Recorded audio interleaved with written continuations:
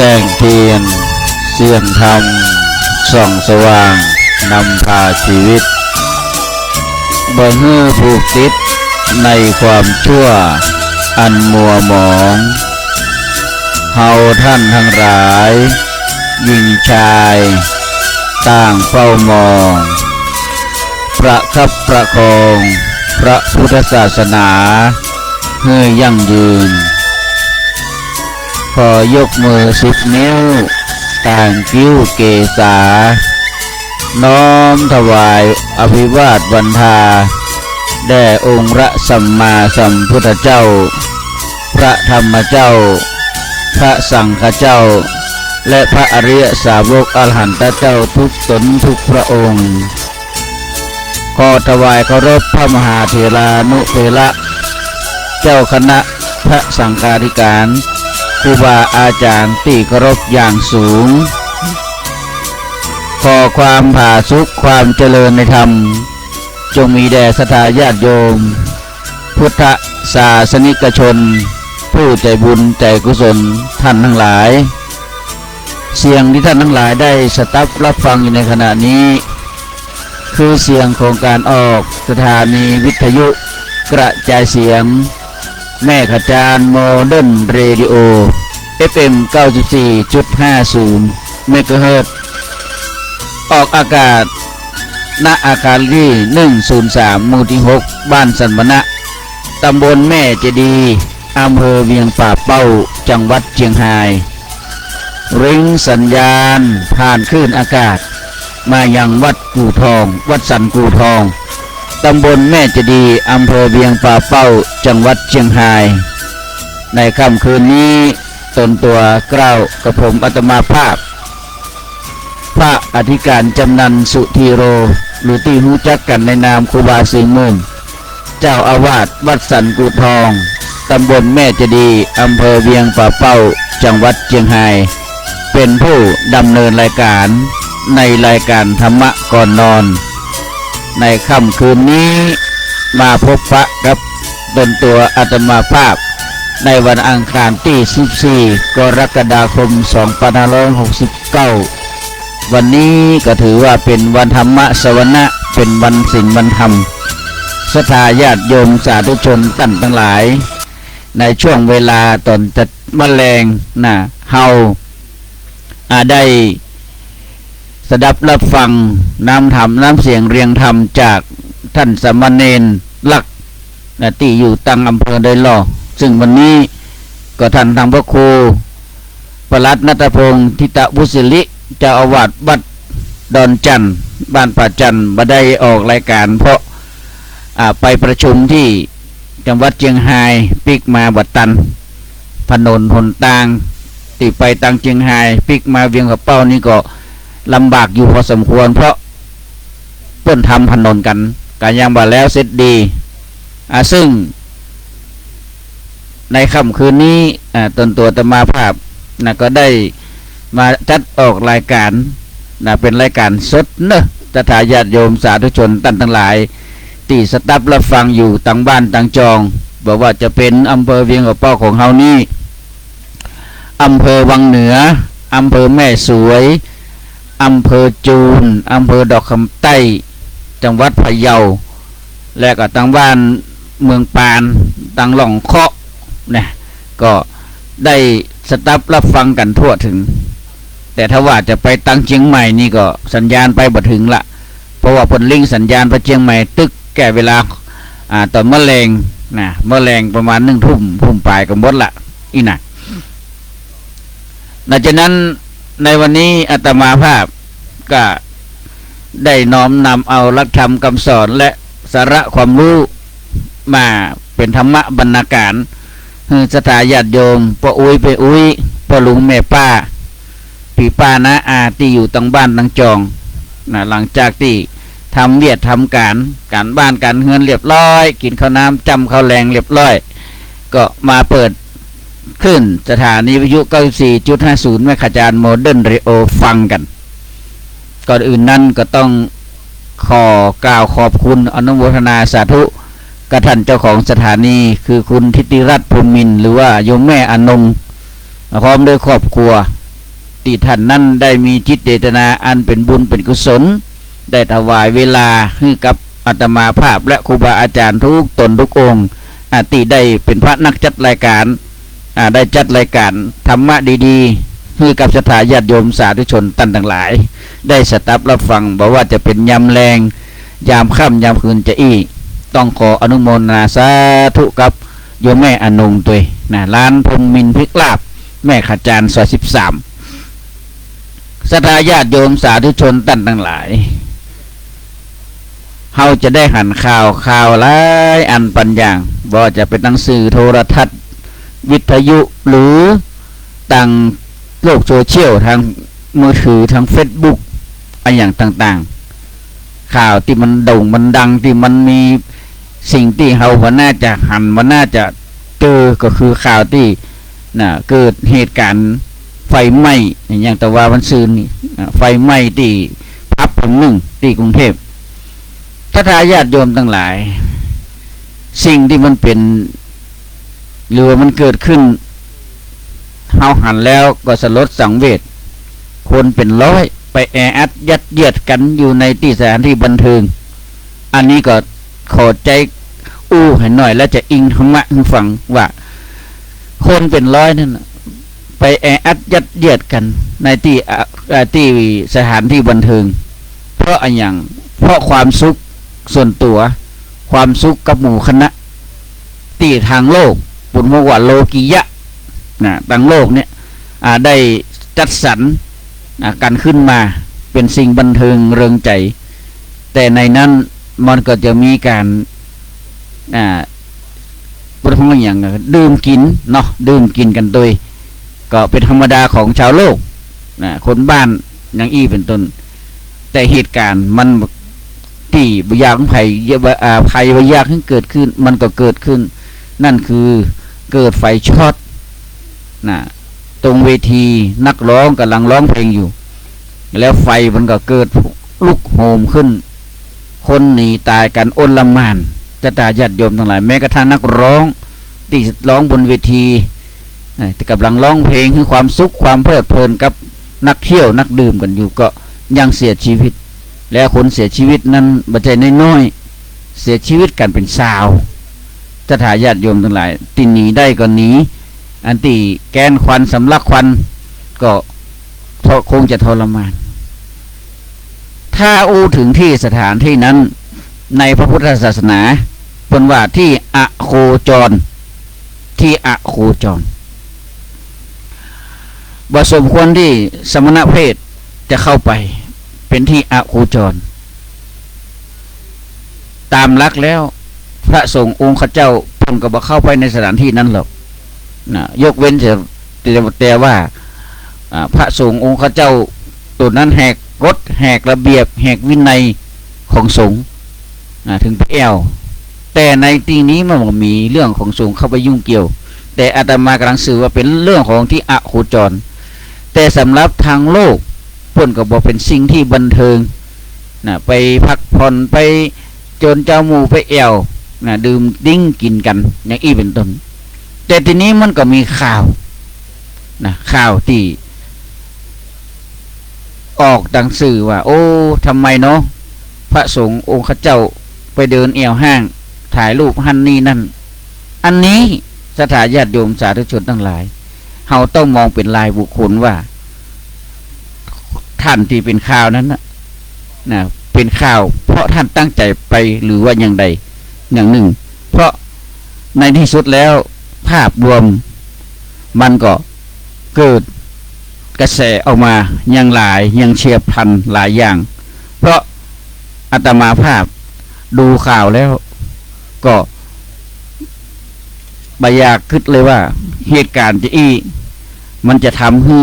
เป็นโลกโซเชียลที่เอามาโหมกระหน่ำได้สิ่งหลายอย่างถามว่าอาตมาผู้จัดรายการเนี่ยครูบา40,000เนี่ยเคยขึ้นไปห้างก็เคยไปห้างเซ็นเฟสก็คือไปในเรื่องของมือถือเรื่องของโทรศัพท์เสร็จแล้วอาตมาก็กลับบ่ได้ออกไปเดินเพ่นผ่านอย่างใดแต่ทีนี้บางคนบางท่าน ก็ด้วยความจะหวังดี ก็จะมาตักเตือนหรือว่าคอมเมนต์ชี้แจงว่าแฮมหน่อยพระสงฆ์องค์ของเจ้าคงจะเข้าเซเว่นได้ไปร้านโชว์หวยก็คงจำได้โลกที่พัฒนาแล้วมันก็อยู่ที่ตัวบุคคลว่าจะไปในลักษณะใดอันนี้ก็ต้องระมัดระวังโดยเฉพาะพระสงฆ์องค์ข้าเจ้าอาตมาภาพอยากให้มองพระสงฆ์ในด้านลบหันแล้วภาพออกมาแล้วมันเหมือนหน้าที่จะเอามาโจมตีในลักษณะใดๆแต่เหตุการณ์ถ้ามันซึ่งหน้าหรือเหตุการณ์ที่ทำลงไปโดยความที่ตั้งใจอันนั้นก็ว่ากันไปตามกระบวนการอันนี้ก็ขอฝากศรัทธาญาติโยมสาธุชนตั้งทั้งหลายตัวว่าโลกของสังคมพระสงฆ์องค์ข้าเจ้าเดี๋ยวนี้ถูกจับมองเป็นอย่างยิ่งหลายๆอย่างเฮาซึ่งเป็นพุทธศาสนิกชนหลายผู้หลายท่านก็ฮู้พระนักปฏิบัติพระที่เปิ่นพัฒนาก็หลายตนหลายองค์หลายที่หลายแห่งแต่สิ่งที่มันเกิดขึ้นบางครั้งสังคมโลกถึงวันนี้เปิ้นอิงด้วยกฎหมายอิงด้วยพระธรรมวินัยฉะนั้นหลายๆที่หลายๆอย่างหลายๆอันหลายๆสิ่งเนี่ยบางครั้งกฎหมายก็เข้ามาบางครั้งก็ใช้พระธรรมวินัยเข้ามาอย่างนี้แหละมันอิงกันทั้งทางโลกและทางธรรมแต่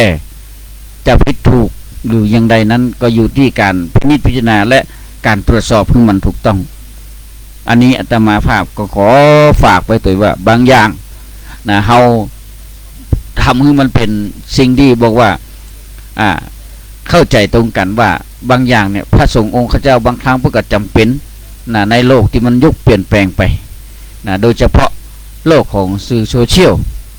เนี่ยโดยของว่ามือถือเนี่ยมันเป็นหูเป็นตานะมือถือที่เข้าใจถึงวันเนี่ยนะมือถือแบบนี้มันเป็นหูเป็นตาหูก็ยังคือเอาฟังตาคือเอาพอนะใครส่งข้อความใครรายเรื่องอย่างกาทางคณะสงฆ์กาต่างกลุ่มที่เปิ่นจัดการทำกิจกรรมที่มันเป็นสิ่งที่ดีที่งามมันเปิ่นก็ต้องดูแม้กระทั่งชาวบ้านก็ต้องเป็นหูเป็นตาของ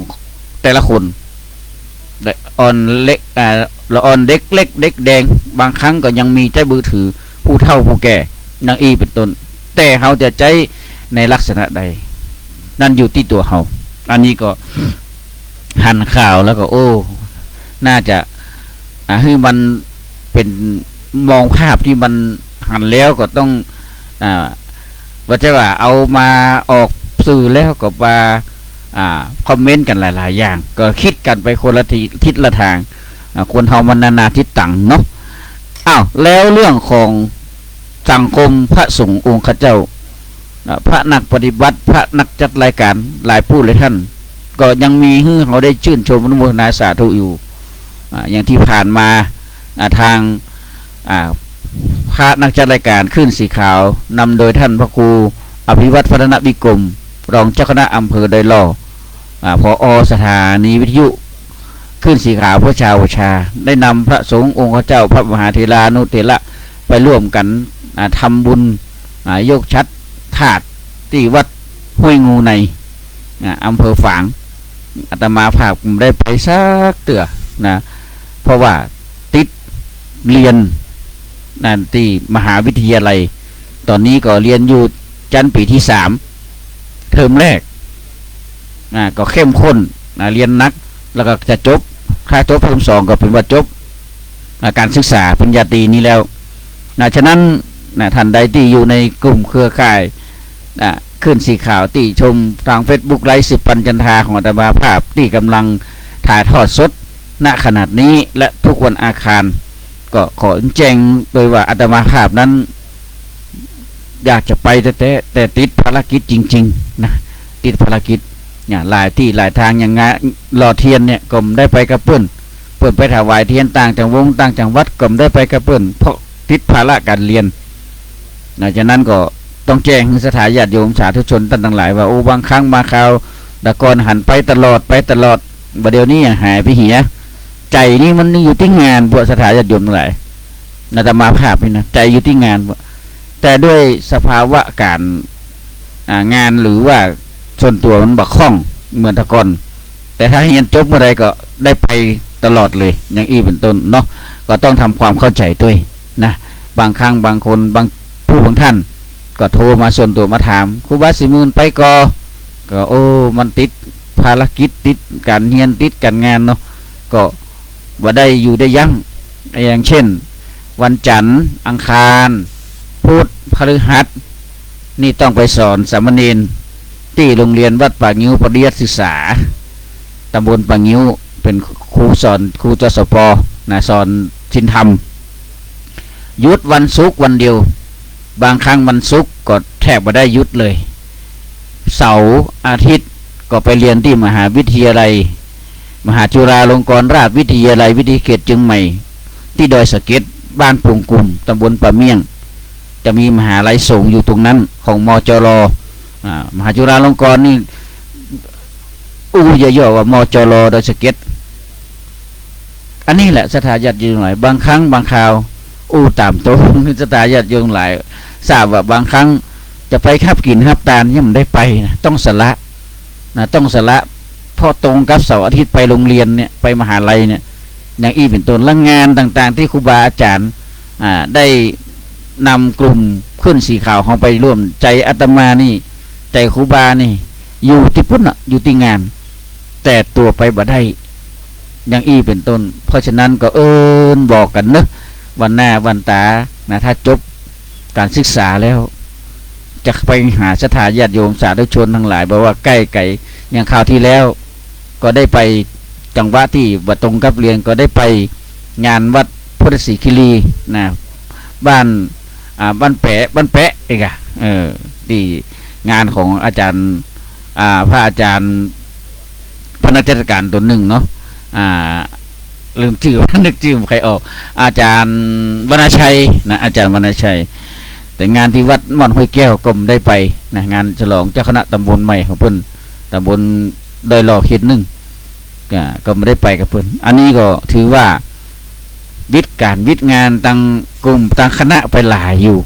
นะก็แจ้งให้สถานญาติโยมรับทราบแล้วในอำเภอเวียงป่าเป้านะขอแจ้งและขอเชิญศรัทธาสาธุชนท่านทั้งหลายในวันที่27กรกฎาคม2569นี้ขอเชิญร่วมบ่าร่วมแหงไปช่วยกันพัดช่วยกันเพลวตีม่อน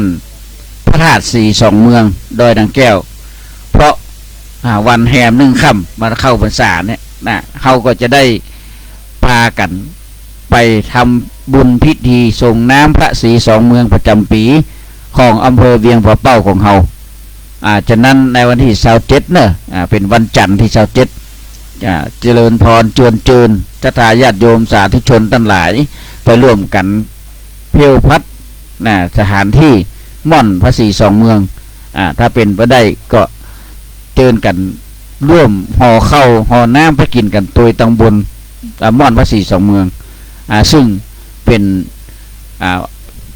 ม่อนพระธาตุสีสองเมืองนี่ก็เป็นเมืองเชียงใหม่กับเมืองเชียงไฮ้เมืองดอยสะเก็ดกับเมืองเวียงป่าเป้าในวันเข้าพรรษาแหม1 ค่ำคงจะเป็นวันที่30เนาะ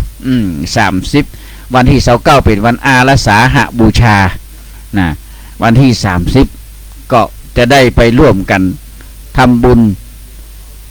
เพณีส่งน้ำพระศรีสองเมืองที่ม่อนพระศรีสองเมืองที่ดอยนางแก้วก็แจ้งข่าวสารถึงศรัทธาญาติโยมสาธุชนท่านทั้งหลายได้ไปร่วมกันพระสงฆ์องค์ข้าเจ้าทุกวัดในอำเภอเวียงป่าเป้า54วัดก็จะนำหัววัดขัวตาลไปตาลที่ม่อนพระศรีสองเมืองเป็นประจำทุก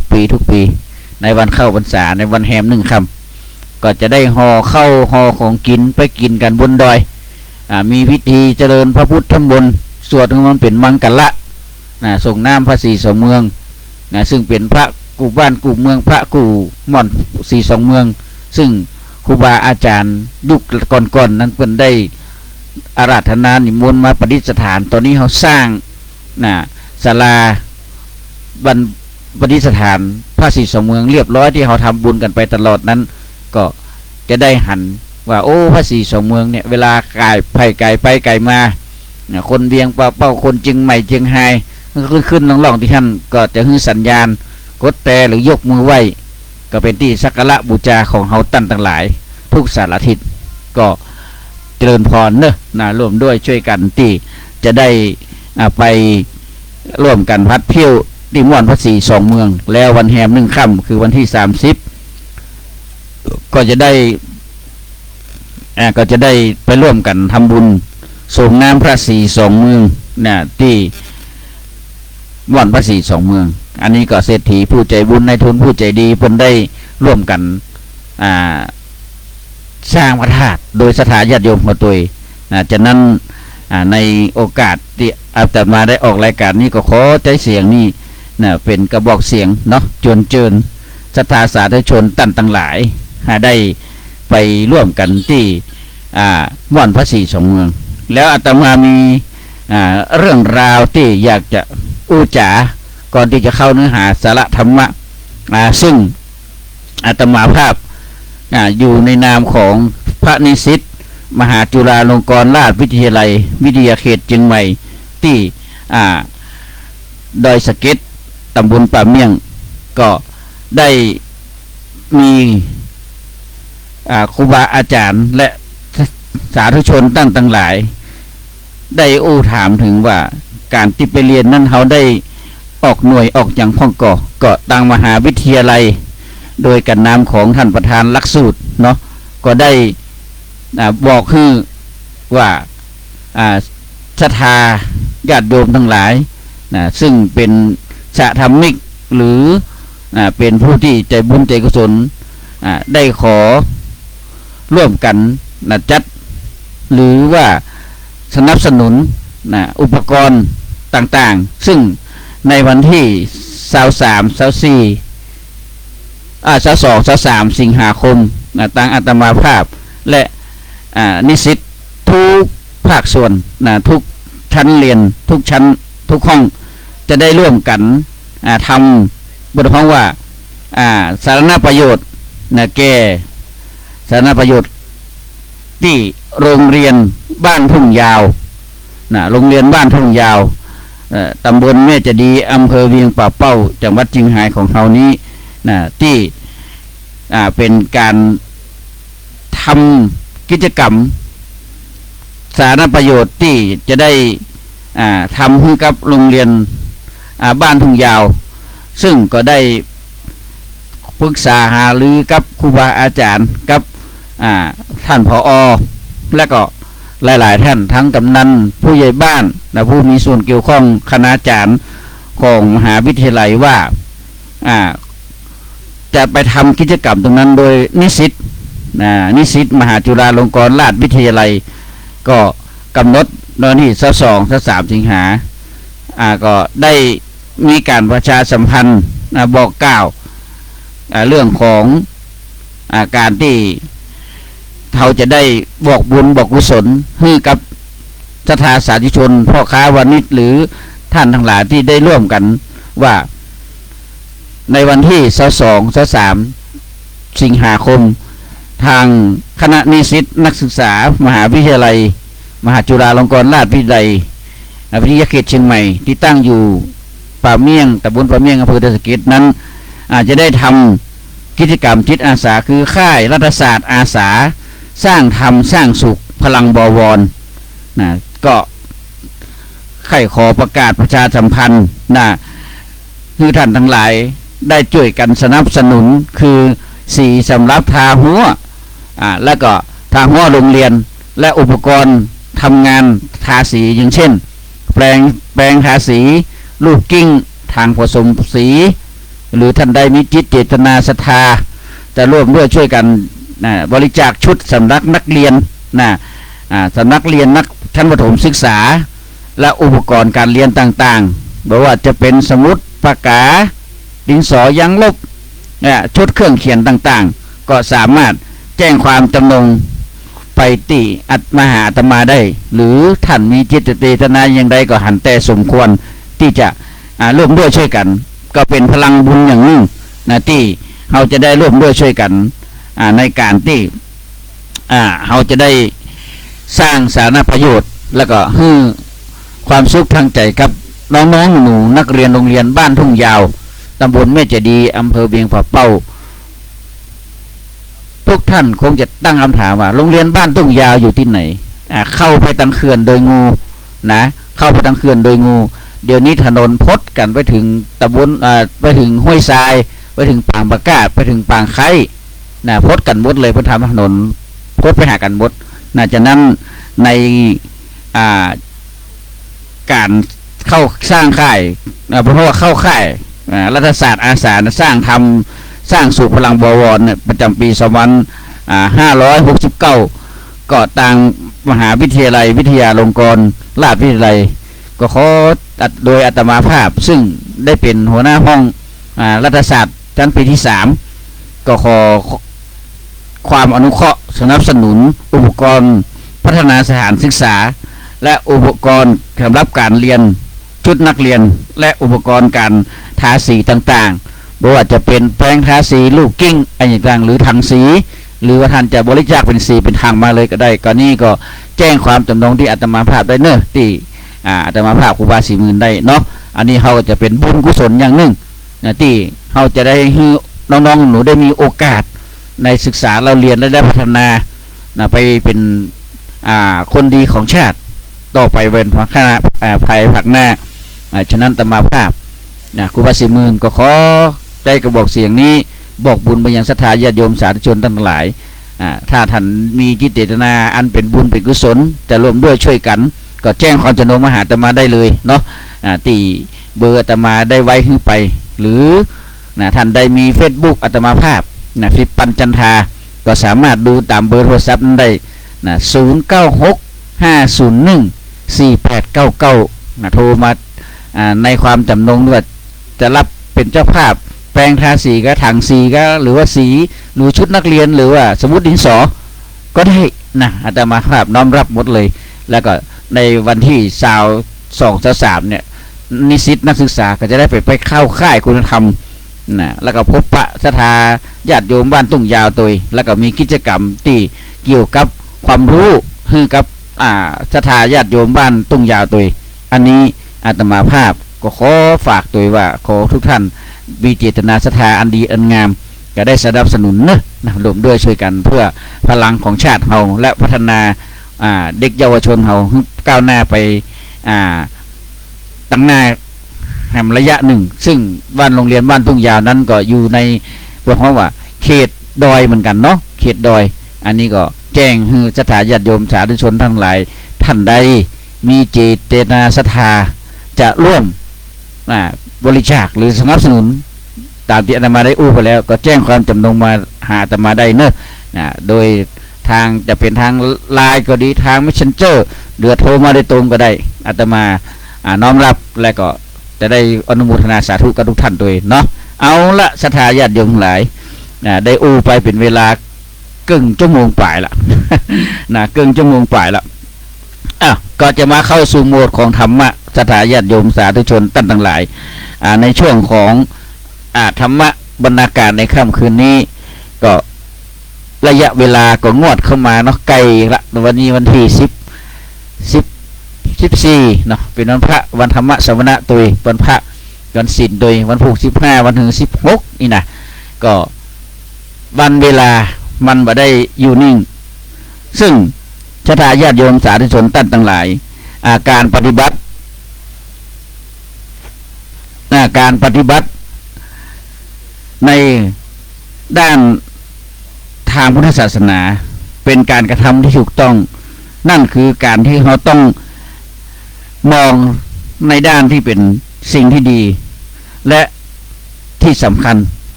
เราจะต้องมองตัวเองให้แจ่มแจ้งเพื่อรู้ว่าสภาพเรานั้นเป็นยังไงเรามาคิดดูว่าศรัทธาญาติโยมท่านทั้งหลายเราพลิกมาหันดูตัวเองพอก่อนดีกว่าไปพอคนอื่นเมื่อเดือนเก่ามันผ่านพ้นไปเดือนใหม่ก็เข้ามาเมื่อเดือนเก่าผ่านพ้นไปเดือนใหม่ก็เข้ามาเมื่อพระอาทิตย์ขึ้นมาแล้วพระอาทิตย์ก็ตกลงดินไป ความสว่างเกิดขึ้นเดี๋ยวความมืดมันก็คืบคลานเข้ามาเพราะอย่างนั้นแล้ววันที่1ของเดือนก็จะผ่านเข้ามาบรรจบหาเฮาครั้งหนึ่งและวันที่1ของเดือนนั้นเป็นวันที่ไผๆก็ดีใจกันมากมายเพราะว่าวันที่1นั้นผู้ที่ทำงานหรือเพราะว่ามนุษย์เงินเดือนก็จะได้รับเงินเดือนจากค่าเหนื่อยค่าแรงของเขาตลอดทั้งเดือนที่ผ่านมาแต่ความดีใจนั้นก็อาจจะอยู่ได้เพียงประเดี๋ยวประดาวหรือว่ากำเดียวมือเดียวเพราะอย่างเพราะเงินเดือนที่เขาได้มานั้นนะเขาก็จะต้องเอาไปชำระหนี้สินของเดือนที่ผ่านมาอย่างเช่นเขาผ่อนรถเขาผ่อนบ้านเขาผ่อนทีวีผ่อนมือถืออย่างต่างๆอาจจะเป็นเพราะว่าในเดือนที่ผ่านมานั้นใช้จ่ายนักหรือน้อยหรือว่าจำกัดจำเจกัน ก็เพราะอย่างนี้แหละจะตาญาติโยมทั้งหลายวันที่1ของเดือนอาจจะเป็นวันที่ชำระหนี้ของภัยหลายๆคนแล้วอีกอย่างหนึ่งมันก็ทำให้เรารู้ว่าสภาพชีวิตของเราเป็นอย่างไรการงานที่เราทำอยู่นั้นมันเป็นอย่างไรการเงินที่เรากำลังจับจ่ายใช้สอยอยู่นั้นมันเป็นอย่างไรความรู้สึกนึกคิดนั้นเป็นอย่างใดสถาญาติโยมสาธุชนทั้งหลายถ้าเราเอาหลักธรรมะเข้าประคับประคองหรือว่าควบคุมเราก็จะเกิดความโลภความโกรธความหลงโลภะโทสะโมหะความโลภความโกรธความหลงและแถมด้วยความอิจฉาริษยาความพยาบาทอันเป็นกิเลสต่างๆที่เกิดขึ้นมากวนจิตกวนใจของเขานั้นมันมีสภาพเป็นอย่างไรพ่องหรือเราควรจะพิจารณาให้ไปเป็นเรื่องไปอย่างเช่นเราควรดูว่าในเดือนที่ผ่านมาเนี่ยเราได้ไปคิดอิจฉาไปคิดไปโกรธไปเคืองไผ่กี่ครั้งต่อกี่ครั้งเฮาเกลียดเฮาจังไผ่กี่คนเฮาคิดแต่จะไปทำร้ายไผ่พ้องความคิดอย่างนี้ปวดห้องว่าเป็นความคิดที่ทุจริตคือในสิ่งที่บดีแต่ถ้าเฮามาคิดว่าเดือนแล้วเนี่ยเฮาได้ช่วยไผ่ไปพ้องนะเฮาได้ไปทักทายได้ไปให้ความสุขทางใจกับไผ่พ้องอันนั้นคิดไปถึงความคิดที่เป็นสุจริตมันก็เกิดความอิ่มเอิบใจสบายใจนะฉะนั้นเมื่อความคิดต่างๆเกิดขึ้นในใจของเราลองสมมุติว่าเรื่องนั้นเรื่องนี้ที่มันเกิดขึ้นมาแล้วเราเองควรที่จะไปศึกษาต่อถึงผลกระทบมันหรือไม่บางครั้งตนตัวอาตมาภาพก็มานั่งคิดตัวเองเหมือนกันบางอย่างอาตมาภาพเนี่ยอู้ตรงๆเลยว่าเป็นผู้ที่มีจิตอาสาสูงทำทุกอย่างให้ได้เท่าที่ทำเต็มกำลังเข้ามาพิจารณาว่าเราไปศึกษาผลที่เกิดขึ้นจากเรื่องที่แล้วมา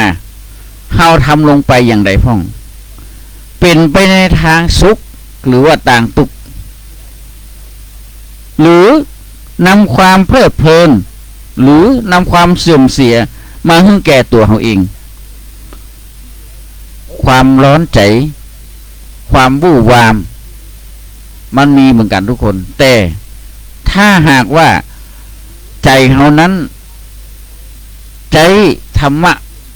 ใจรักของพระพุทธเจ้าเข้าไปช่วยใจของเขานั้นก็จะเป็นใจที่ใสบริสุทธิ์และเยือกเย็นการกระทำอย่างเป็นเรียกว่าการปฏิบัติธรรมอย่างหนึ่งในทางพระพุทธศาสนาการทำเช่นนี้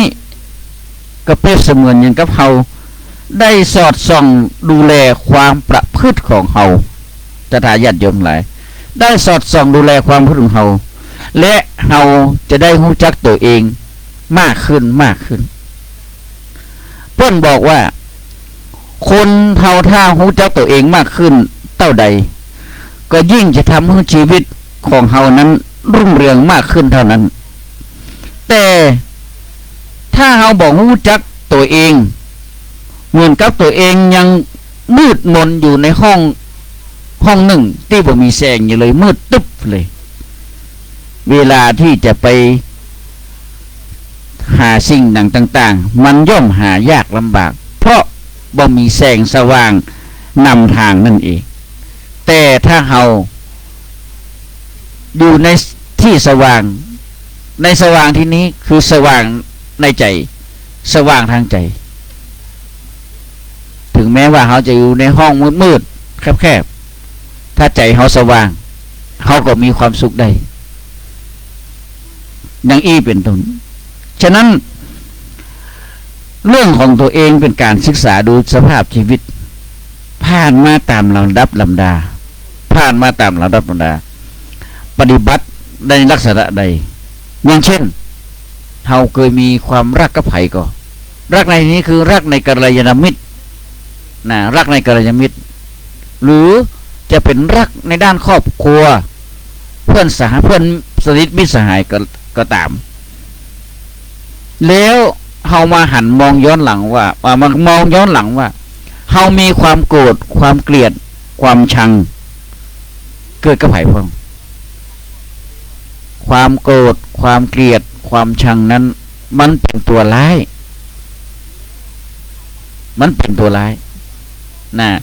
ฉะนั้นถ้าเฮาเกิดความหลงขึ้นมาล่ะเกิดขึ้นมารบกวนจิตใจอันนั้นก็อยากได้อันนี้ก็อยากได้อันนั้นยังพอหมดก็ได้อันนี้มาแหมแล้วเปิดห้องว่าโลภะโมหะคือความหลงแล้วก็อยากได้ฉะนั้นสิ่งที่เราคิดหยุดรู้สึกในใจเราจะคิดเป็นสภาพจะได้ถ้าเราอู้ในแง่ของทิฏฐิคือความหันผิดความคิดหันเป็นเรื่องสำคัญในชีวิตของคนเรากระถาญาติอยู่ลองคิดความคิดเห็นเป็นเรื่องสำคัญเลยในชีวิตของคนเราก็ควรที่จะต้องศึกษารู้ว่าทิฏฐิเรามีในเรื่องใดประเภทใดพ้องอย่างเช่นความคิดเห็นที่ว่าบ่ดีทำดีบ่ได้ดีทำชั่วบ่ได้ชั่วมันก็เป็นความคิดที่แปลกและแตกต่างเพราะองค์พระสัมมาสัมพุทธเจ้าพระองค์ทรงตรัสว่าทำดีได้ดีทำชั่วได้ชั่วแต่คนเฮาไปกับ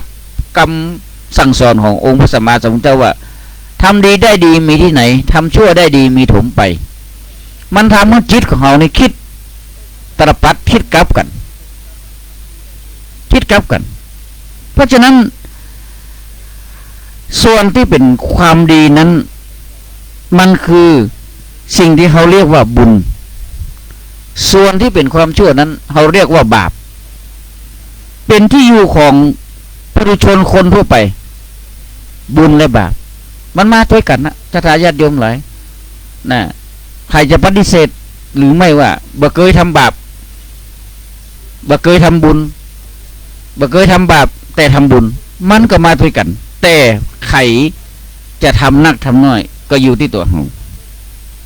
แล้วความคิดเห็นของคนเฮานั้นมันแตกต่างกันหลายอย่างฉะนั้นเฮามองเห็นความคิดเห็นเหล่านี้แล้วเฮาต้องลดมิจฉาทิฏฐิหรือทิฏฐิคือความเห็นเนี่ยที่มันผิดๆนี่ออกไป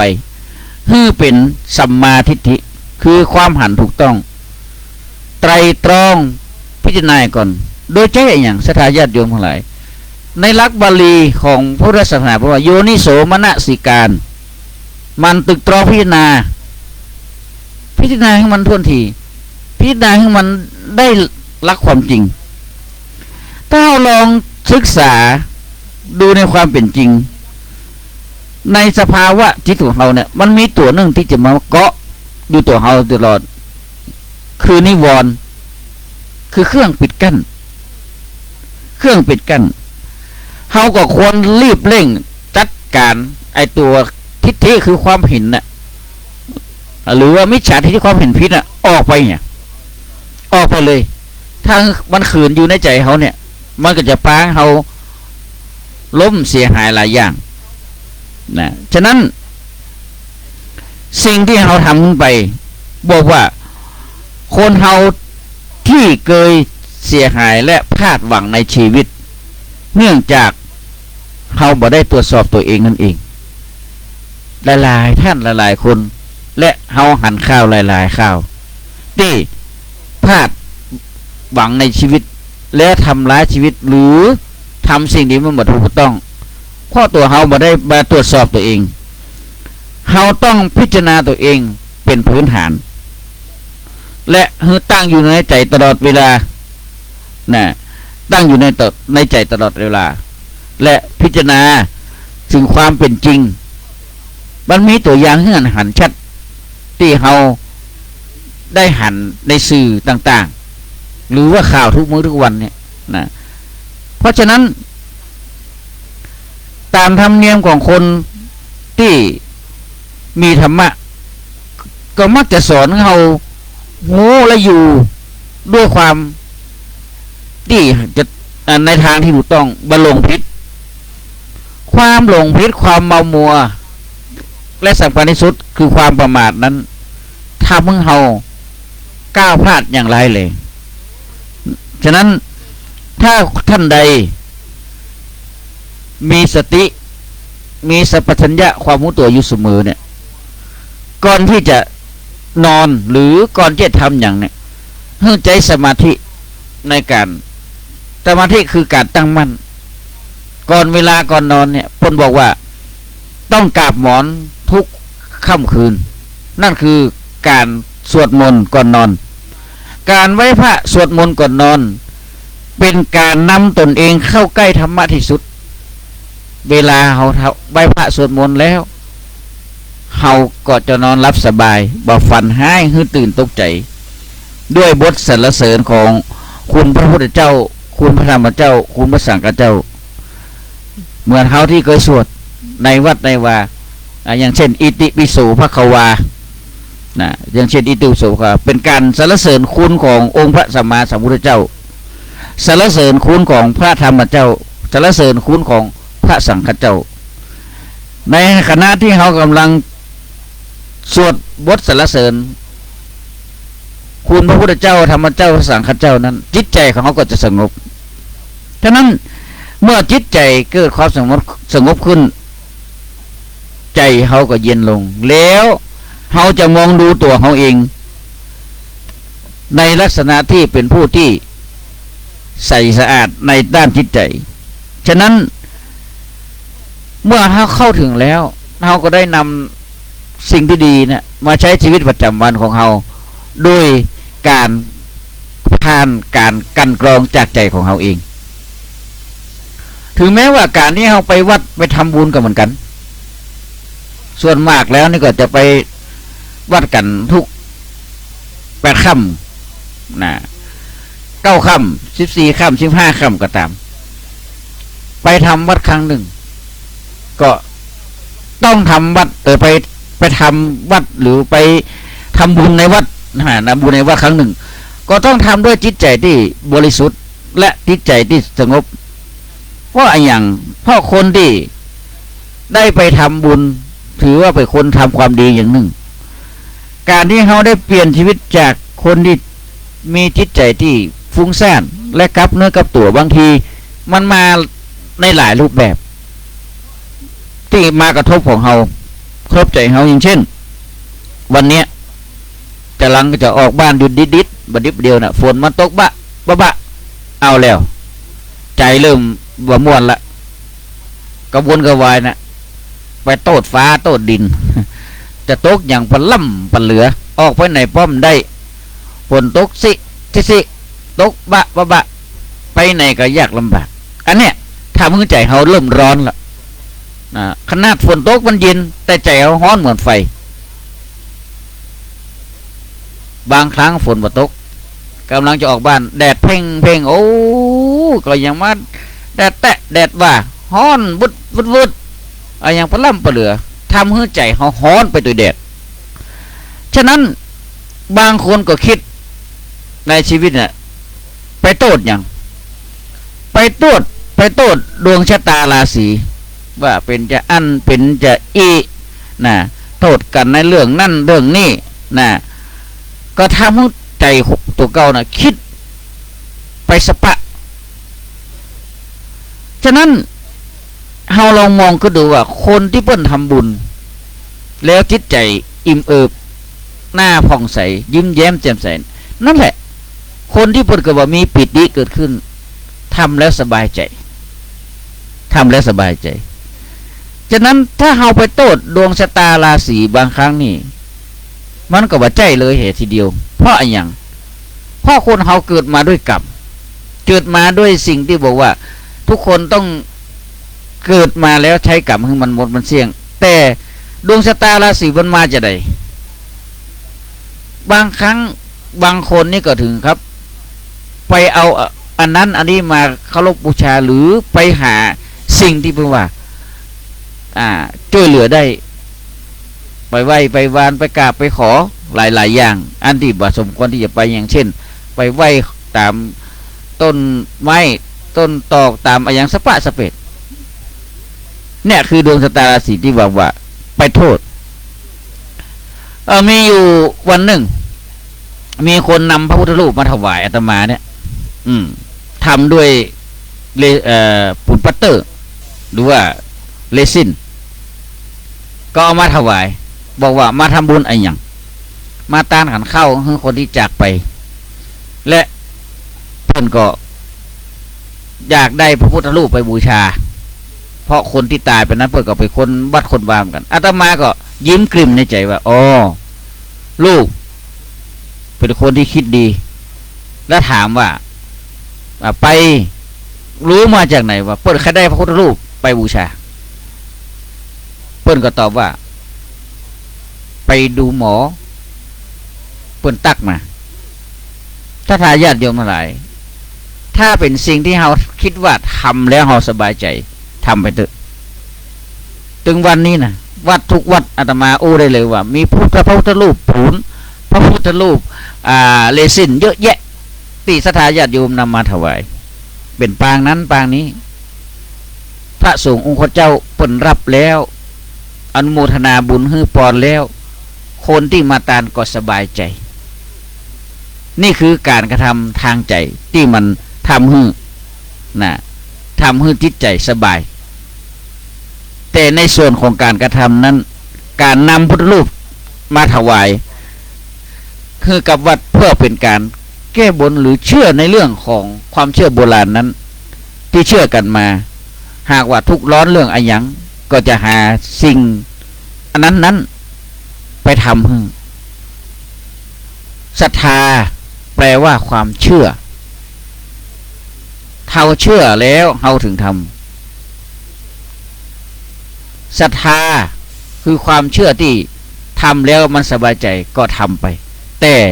อย่าเชื่อในสิ่งที่มันงมงายฉะนั้นสิ่งต่างๆเรานึกถึงภาพความเป็นจริงว่าบางครั้งเราบ่เคยได้สร้างบุญสร้างกุศลตั้งเตื้อแต่บางครั้งไปบานบนศาลกล่าวขอให้ได้หรือว่าของสิ่งศักดิ์สิทธิ์ทั้งหลายช่วยดลบันดาลให้ได้โชคได้ลาภก็ตาญาติโยมทั้งหลายบุญเป็นที่พึ่งของมนุษย์และเทวดาทั้งหลายเพราะฉะนั้นสิ่งที่เราทำลงไปในการทำดีไม่ว่าจะเป็นการบริจาคทานให้สิ่งของกับคนทุกข์ยากไร้ก็ดีหรือหาสิ่งที่เป็นเครื่องใช้อุปโภคที่ดีที่งามเนี่ยมาถวายกับวัดกับวากับสถานที่ศึกษาเช่นโรงเรียนโรงพยาบาลอย่างต่างๆนั่นก็คือบุญนั่นคือเราได้ทำความดีเราได้ทำความดีแล้วเราทำแล้วทำด้วยจิตใจที่ตั้งใจแล้วเจตนามีที่ดีแล้วใจเราก็ดีตัวเพราะฉะนั้นการที่เราได้สิ่งที่พุทธบอกว่า ทำเฮาสบายใจแล้วเฮาทำแล้วมันก็เป็นสิ่งที่ดีฉะนั้นเรื่องของการทำความดีนั้นมันก็จะเกิดสิ่งที่เป็นบุญเป็นกุศลขึ้นมาเพราะการบริโภคหรือการใช้บุญเนี่ยมันไม่ได้ใช้เหมือนเสื้อผ้าสิ่งของแต่เราจะได้ไปเสวย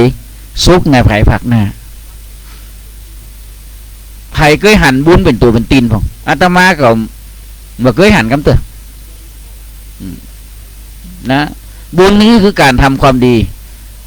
เราเอาข้าวน้ำโภชนาอาหารไปถวายตาให้พ่อให้แม่ให้ญาติพี่น้องที่ล้มหายตายจากไปนั่นนะสิ่งนั้นแหละคือบุญที่จะคอยเป็นสิ่งที่เกื้อหนุนคือเขาที่อยู่พบหน้าพบสันปริพบไปหน้าพุ่นน่ะได้รับได้บริโภคด้วยบุญนี่เองนะศรัทธาญาติโยมหน่อยฉะนั้นเมื่อเราได้ค้นพบตัวของเราแล้วในทางที่เป็นมิจฉาทิฏฐิก็ดีเราควรกำจัดมันเหี่ย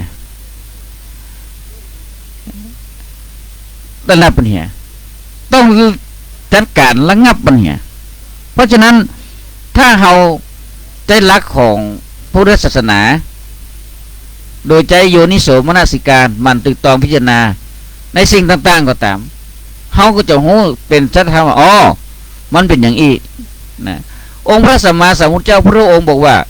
สิ่งที่พระตถาคตเนี่ยสอนน่ะยังไม่ต้องเชื่อเด้อเพื่อไปปฏิบัติให้ก่อนนะเพื่อไปปฏิบัติให้ก่อนถ้าปฏิบัติได้อย่างตถาคตกล่าวแล้วถึงเพื่อมาเชื่อตถาคตหรือพระเจ้านี่เองนะฉะนั้นในยุคสมัยบัดเดียว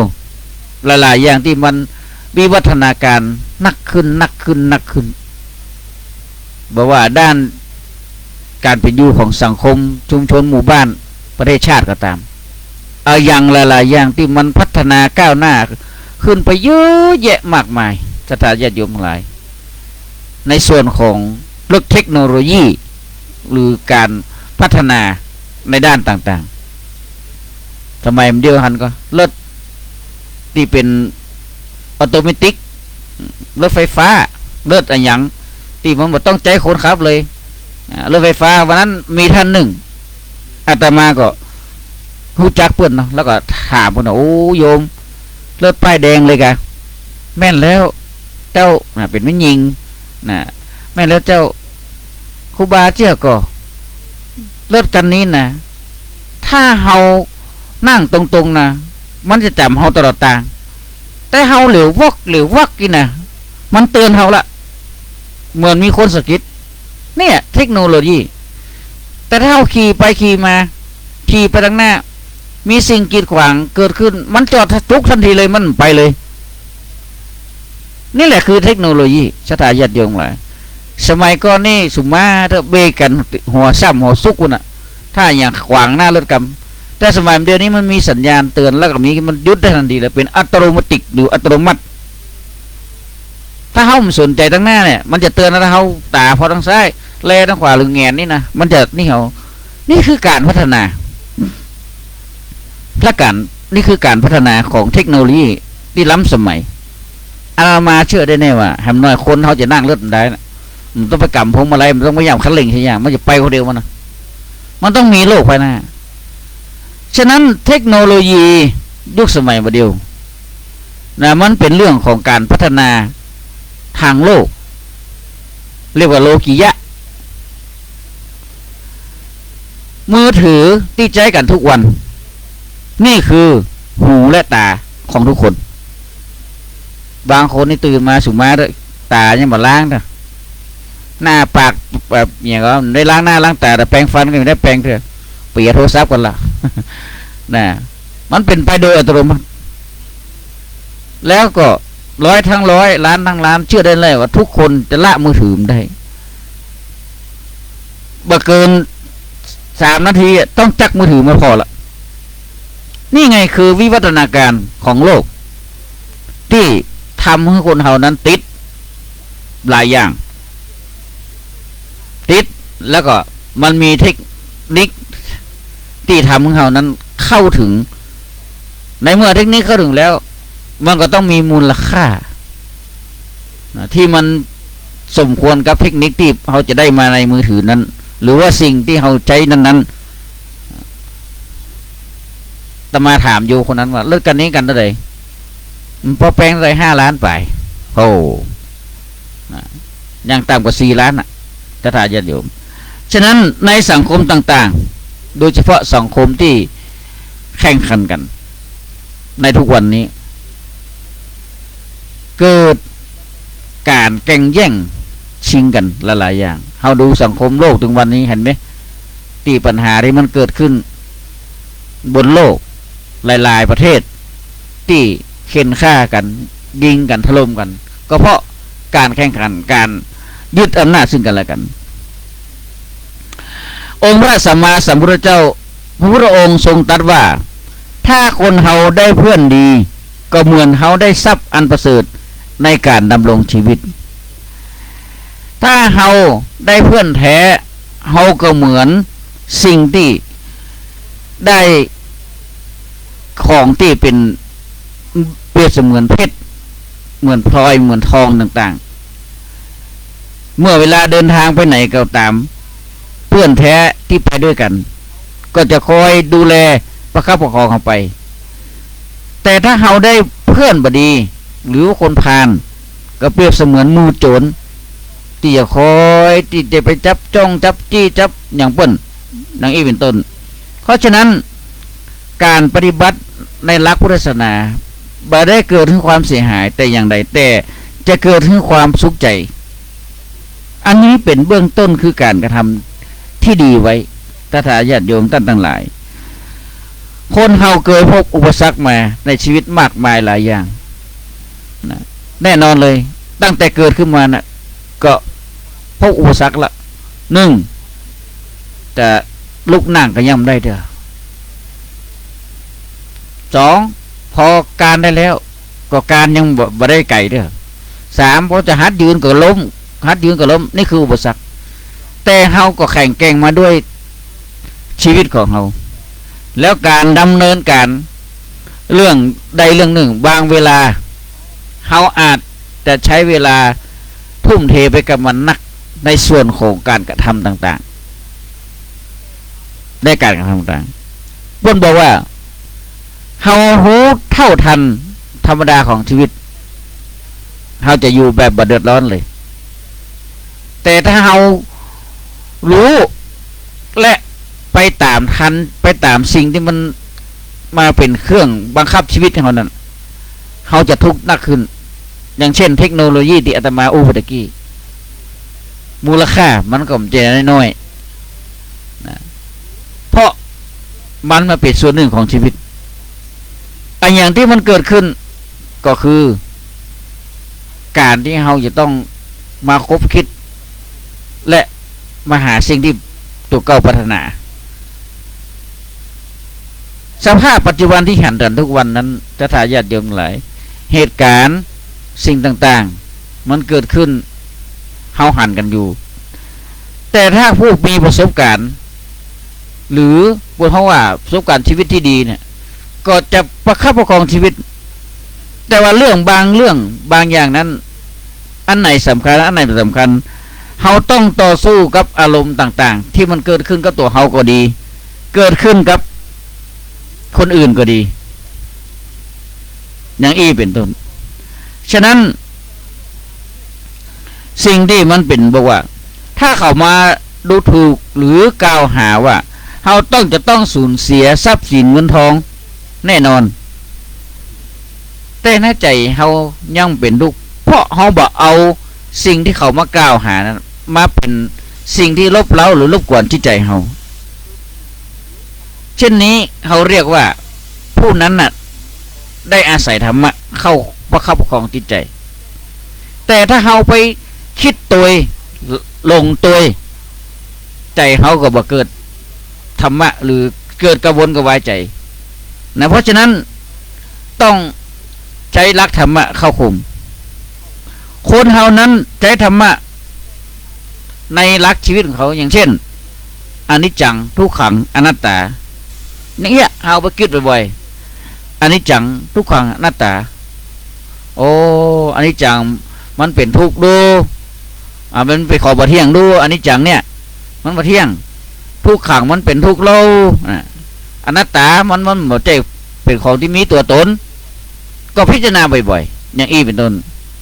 ฉะนั้นมีหลักปัญญาเฮาอยู่ในตัวเฮาก็เป็นเครื่องคุ้มครองจิตใจเรียกได้ว่าอยู่ด้วยปัญญาอยู่ด้วยความรู้เท่าทัน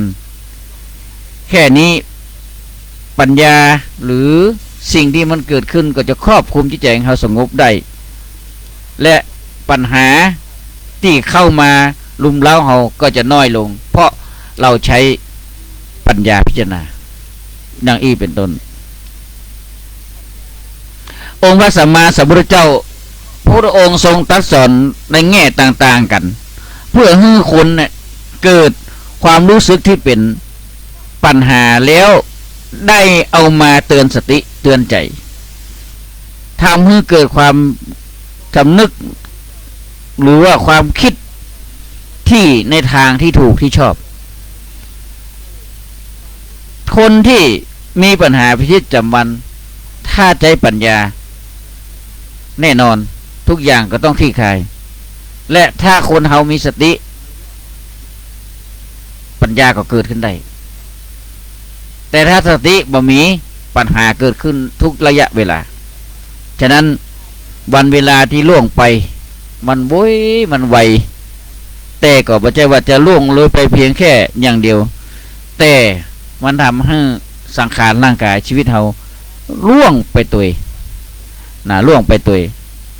ไปพร้อมๆกับวันเวลาคนเฮาเกิดมามีเวลาเท่ากันหมด24ชั่วโมงในทุกวันคนเฮาเกิดมามีร่างกายที่เพียบพร้อมแต่บางคนเกิดมามีร่างกายบ่เพียบพร้อมมันก็ต่างกันอยู่ฉะนั้นเรื่องของร่างกายมนุษย์เพราะร่างกายมนุษย์ได้เกิดขึ้นมาจากการปรุงแต่งหรือว่าสิ่งใดๆที่เกิดขึ้นปรุงแต่งขึ้นมามันอยู่ได้มาเมินมันเป็นอนิจจังมันเป็นทุกขังมันเป็นอนัตตาแต่ถ้าสิ่งขึ้นมาปรุงแต่งกันเองหรือทำกันเองเช่นเฮาแปลงบ้านแปลงตึกแปลงอะไรอย่างต่างๆที่เฮาสร้างกันมาปรุงแต่งขึ้นมามันก็เป็นอนิจจังเป็นทุกขังเป็นอนัตตามันบ่เที่ยงมันก็ต้องมีย่อมบุบสลายลงไปตามกาลและเวลานี่คือสัจธรรมชีวิตของคนเฮาทุกวันวัตถุอื่นๆที่เขาเอามาใช้ในประจำชีวิตของเขาอย่างเช่นด้วยโถโอชามสักวันมันก็ต้องมีการแต่งกันบินพ่องมันเป็นธรรมดาของชีวิตฉะนั้นร่างกายมนุษย์ของเราที่เกิดมาจากธาตุทั้งสี่ปรุงแต่งดินน้ำไฟลมก็มันก็จะไปตามสภาพของมันต่อไปเราต้องอาศัยอย่างอาศัยธรรมะเข้าประคับของจิตใจอาศัยสิ่งที่เป็นบุญที่เราได้สร้างสมมาเป็นเรื่องของการพัฒนาด้านจิตใจและทำให้เราอยู่ในสภาพสังขารร่างกายที่ดีตลอดบางคนอายุบนว่าได้เป็น100 ปีบางคนอายุ50 40 50 30 40ก็ตายอันนี้คือตัวกรรมตัวบุญเหมือนกันและบางคนบางครั้งเกิดขึ้นมาพอได้ใช้ชีวิตอย่างมีความสุขก็ได้ละจากโลกนี้ไปนี่เรียกว่าการใช้ธรรมะเอามาประคับประคองใจเฮาฟังพระสงฆ์องค์เจ้าครูบาอาจารย์นักปราชญ์ทั้งหลายเรื่องธรรมะเรื่องสิ่งที่เป็นที่ดีกับเฮาเนี่ยเฮาลองพิจารณาว่าเฮาเกิดความเข้าใจมากน้อยเพียงไหนเฮาเกิดความรู้สึกนึกคิดเป็นอย่างไรความทุกข์ความเศร้าโศกเสียใจถ้ามันเกิดขึ้นเฮาขึ้นกับตัวเฮา เฮาลองหันเข้าหาธรรมะและศึกษาธรรมะก็จะเกิดความเข้าใจได้นักขึ้นเพราะว่าเฮามองหันว่าไอ้อย่างต่างๆคือมันจะเป็นจริงเป็นไปตามความจริงความโศกเศร้าเสียใจนั้นมันไม่ได้ช่วยไอ้อย่างขึ้นมาเลยอย่างเช่นผู้ที่ถูกสอนด้วยหลักธรรมขององค์พระสัมมาสัมพุทธเจ้าในสมัยนั้นมีนางผู้หนึ่งโศกเศร้าเสียใจขนาดนักลูกก็ตายผัวก็ตายพ่อแม่ก็ตายบ่เลยสักอย่างเกิดสติแตกเสื้อผ้าก็บ่นุ่งเสื้อผ้าก็บ่นุ่งเป็นคนสติแตกห้องหาลูกห้องหาผัวห้องหาพ่อหาแม่นางผู้นั้นคือนางปตาจารานางปตาจาราผู้นี้เป็นลูกสาวของเศรษฐีที่มีทรัพย์สมบัติหนักนางปตาจาราอยู่กับพ่อกับแม่มีคนรับใช้แต่คนใช้นั้นเป็นพ่อจ่ายเป็นคนเลี้ยงม้านางปตาจารามีความสนิทสนมกับคนใช้คนนี้มากจนเกิดความรักชอบพอกันได้ขอสุมาได้แอบได้เสียกันหลังจากนั้นนางก็ได้เสียกับคนใจแล้วก็คิดกับคนใจผู้เป็นสามีว่าจะหนีออกจากบ้านเพราะเก่งว่าพ่อแม่ของนางจะจับได้นางและสามีของนางจะอยู่ต่อบ้านท่านมาได้และอย่างหนึ่งจะต้องอับอายขายหน้าพอตกกลางคืนนางกับสามีก็หนีออกบ้านไปอยู่นอกเมืองได้สักพักนางปตาจารานั้นก็เกิดตั้งครรภ์หรือท้องขึ้นมาเมื่อถึงเวลาที่จะคลอดบุตรโดยธรรมเนียมของชาวอินเดียเมื่อแม่หญิงตั้งท้องครบกำหนดจะคลอดก็จะต้องปิกไปคลอดที่บ้านของตัวเก่าด้วยนางปตาจารานั้นมีคันหรือมีท้องที่แก่นักขนาดก็จึงคิดว่าจะปิกไปเกิดที่บ้านตัวเก่าถ้าไปเกิดที่บ้านตัวเก่าพ่อกับแม่หันหลานคงจะให้อภัยคงจะดีใจนางปตาจาราคิดอย่างนี้เพราะนางหวังว่าถ้าพ่อแม่ให้อภัยแล้วสามีคงจะได้มาอยู่ร่วมกันยังมีความสุขแต่อนิจจังตาญาติโยมทั้งหลายผัวนั้นบ่อยากจะให้นางไป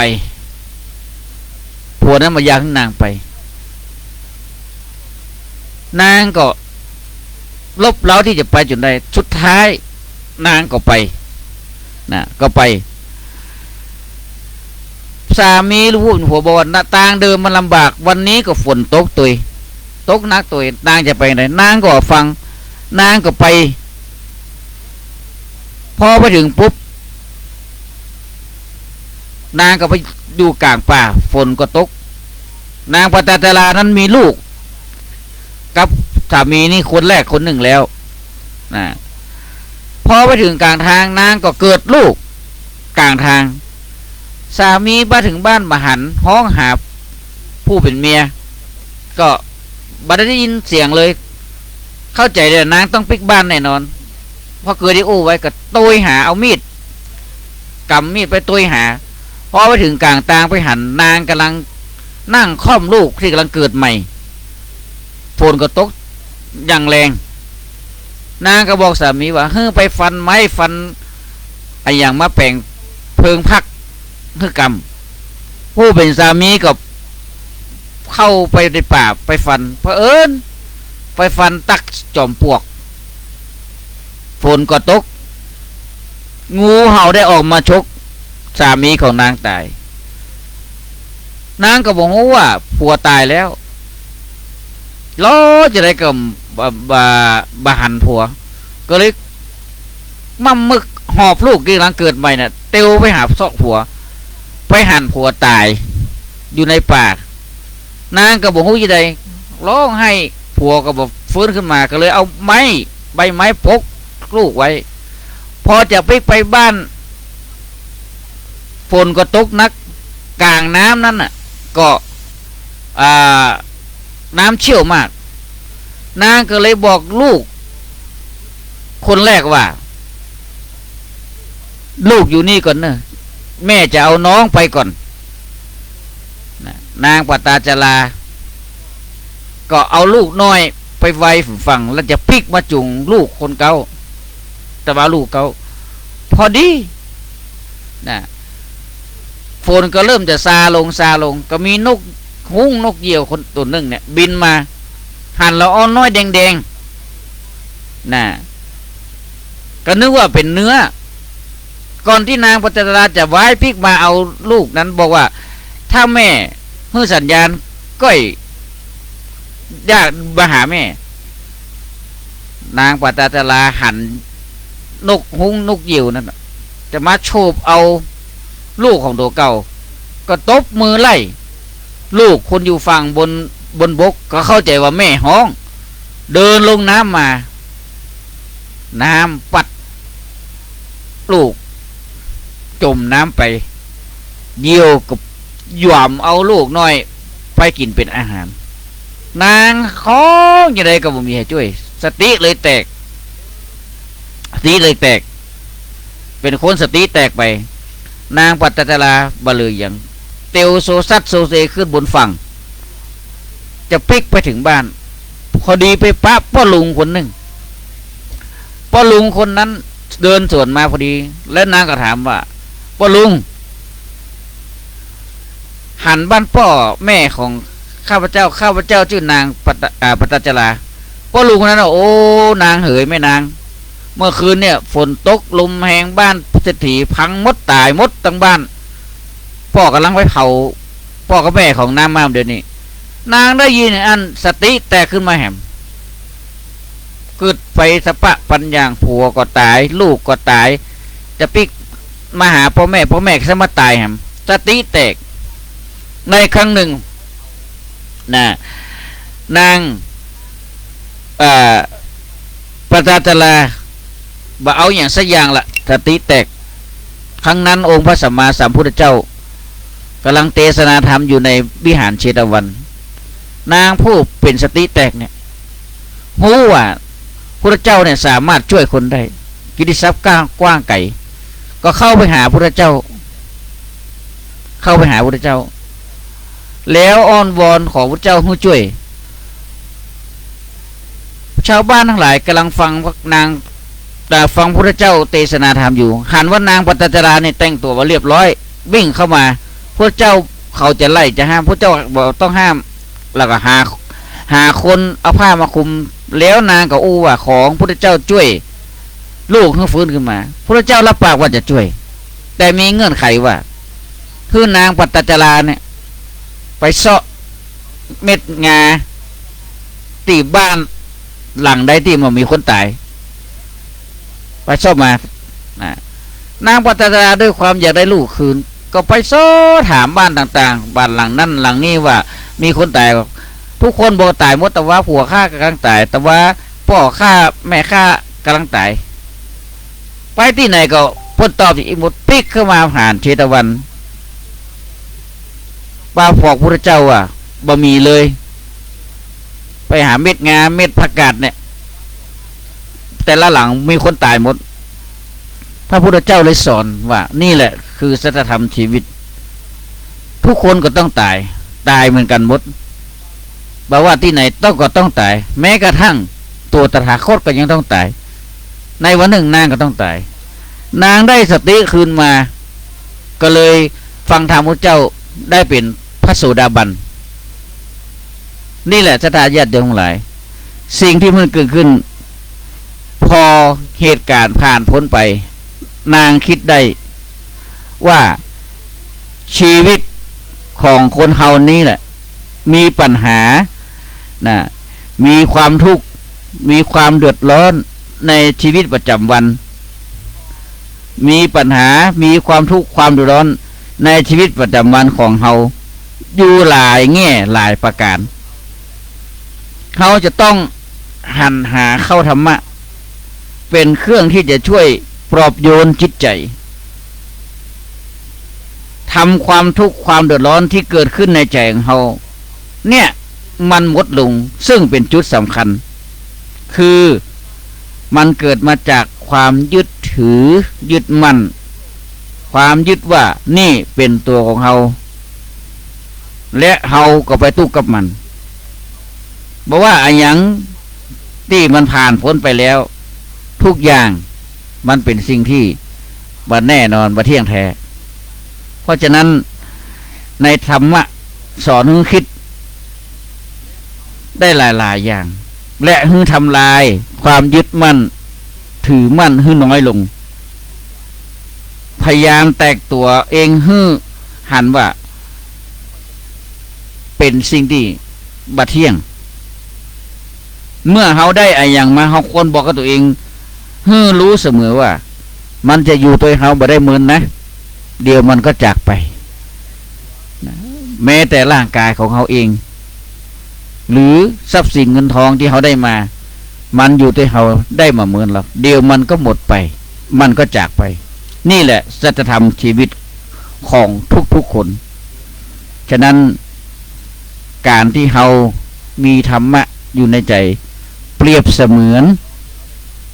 เขามีเพชรมีทองมีสิ่งดีๆไว้กับตัวกับตนเพราะฉะนั้นเฮาสิ่งที่มนุษย์ต้องมีนั่นคือพรหมวิหารสี่คือเมตตากรุณามุทิตาอุเบกขาจะเป็นความสุขที่ยิ่งยวดในโลกธรรมโลกของธรรมะฉะนั้นวันนี้อาตมาภาพได้บรรยายไปได้ไปหลายแง่หลายอย่างแต่ที่สำคัญที่สุดคือตัวเขาเองและใจเขาเองท่านใดมีข้อสงสัยที่ไหนอย่างใดจะโทรเข้ามาคุยก็เชิญได้เนอะในช่วงเวลานี้นะ3:28 นาทีเกือบกึ่งละเนาะ097-239-0765สามารถโทรขึ้นมาคุยในรายการธรรมะก่อนนอนสดๆได้097-239-0765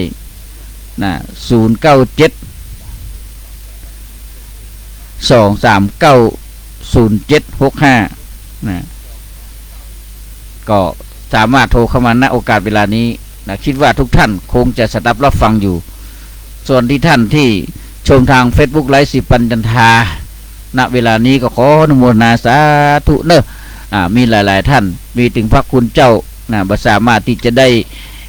นามได้หลายผู้หลายท่านจนครบถ้วนเนาะก็ขออนุโมทนาสาธุกับทุกท่านในส่วนของรายการธรรมะตอนนี้โทรเข้ามาแล้วสายแรกเจริญพรครับไว้ครับโอ้สาธุโยมพ่อบุญธรรมสั่งคำฟันวันนี้นัมเบอร์วันเลยอันดับ1ครับโอ้เป็นจะได้พ่องชีวิตของคนเฮาเนาะครับหลายๆอย่างที่พบเจอหลายๆอย่างที่ต้องเข้าถึงเข้าหามาข้อนั้นมดแต่มาข้อนั้นมดประจำบานก็ทำตายปู่ก็ตายปวดเชี่ยงเงี้ยเนาะแม่นนี่แหละสิ่งที่มันเกิดขึ้นในชีวิตบางครั้งบางคราวเฮาก็บ่นึกว่าฝันนะแต่ถ้าเฮาพูดว่ามันก็ต้องเป็นอย่างอีกเฮาก็ต้องโป่งให้ได้นะพ่อเนาะครับดีละอนุโมทนาพ่อบุญธรรมเด้อขอบคุณนั่นเจ้าของสถานีกำเนิดแม่อนงแม่อนงเพิ่นธรรมะถึงบ้านถึงจองอีเนาะแม่นถูกต้องป่ะเศรษฐีใจบุญเพิ่นแล้วก็ได้ทุนใจดีเนาะเศรษฐีใจบุญในทุนใจดีขอส่งความปรารถนาคือการงานอย่างก็ขอเจริญยิ่งขึ้นไปเนาะสาธุเน้อป่อเน้อเงินไหลของคือทองก็ไหลมาเทมาอย่างสายน้ำเน้อแม่อนงเน้อสาธุโยมพ่อบุญธรรมก็ขอมีสุขภาพร่างกายแข็งแรงตัวเน้อแม่รัตนาตัวครับไว้สาธุบุญรักษาเจริญพรอันนี้ก็พ่อบุญธรรมสั่งคำฟั่นบ้านปุ่งหนองก็วันนี้เป็นนัมเบอร์วันนะเป็นสายแรกที่โทรเข้ามา มาแหมเครื่องหนึ่งก็คือจากบ้านหล่องเคาะเจริญพร ใบชาพระครูเจ้า ทำแม่เรือนบ้านแสนต่อ เจ้า ฟัง กินดินนะ ชัดเจนดีเนาะสาธุสา เจ้า ธุฟังแล้วได้อย่างกำไรชีวิตจะนักเนาะ เจ้ากำลังใจมันจะตั้งเลิก สาธุโยมแม่เนอะก็เหมือนกันเขาให้แม่มีกำลังใจสู้ต่อไปเนาะ เจ้าเจ้าสาธุ อย่า เจ้า ท้อแท้ถ้าใจเขามาอ่อนแอแล้วเขาก็เอาตัวบันไล่เนาะ เจ้า อนุโมทนาแม่เรือนบ้านแสนต่อเด้อ เจ้าสาธุเจ้า สา กับ ธุ เจ้า แม่เรือนบ้านแสนต่ออำเภอหล่องเคาะตำบลหล่องเคาะก็อำเภอวังเหนือเนาะตำบลหล่องเคาะนะอันนี้ก็เป็นญาติธรรมโยมแม่เพิ่นเป็นโรคขึ้นหอบเนาะไปไหนก็ยากแม่เรือนแต่เพิ่นก็จะโทรมาจะเอะเนาะก็อนุโมทนาสาธุ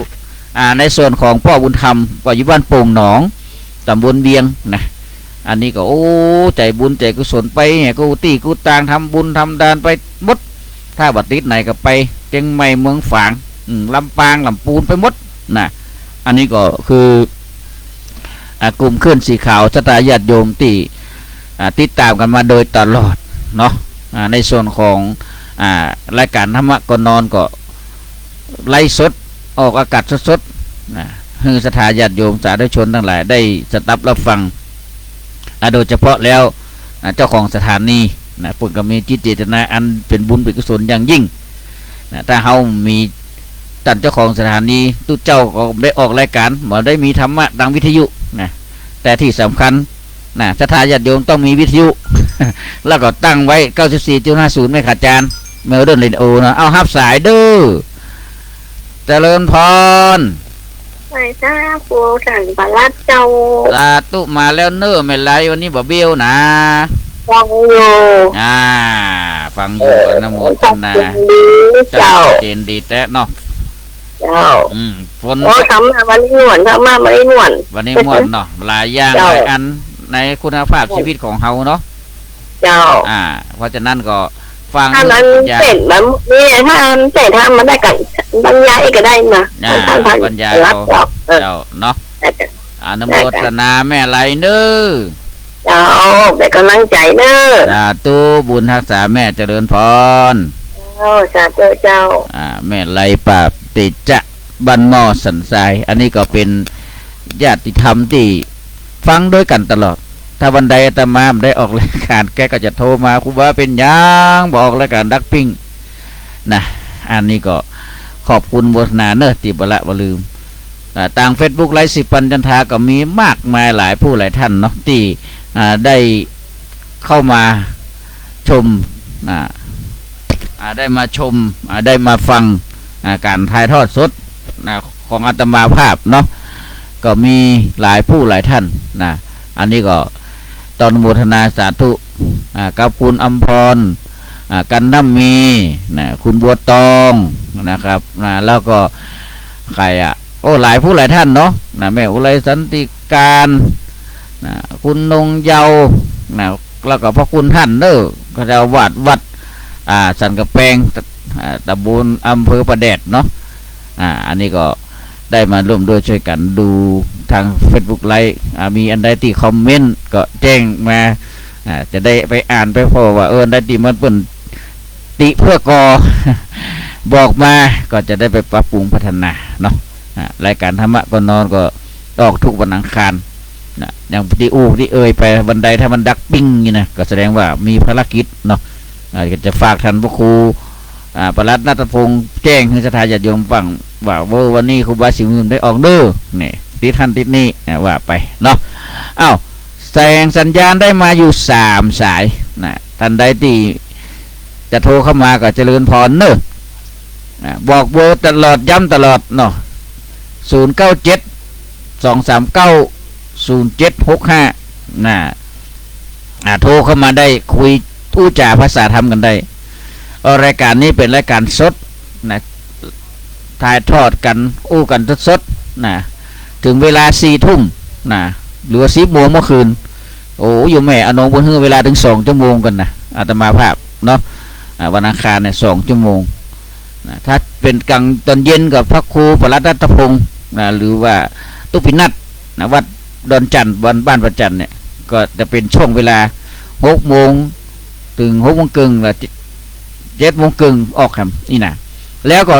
ทุกวันเสาร์อาทิตย์จะมีวัดพระเดชพระคุณหลวงพ่อเจ้าคณะอำเภอวัดต่างต่ำท่านพระครูปริธานธรรมทินวัดดอยจอมพอหรือตุลุมดอยท่านพระครูวริยรัตนโชติเจ้าคณะตำบลปางงิ้ววัดล่องกูก็จะมาจัดรายการกันนะ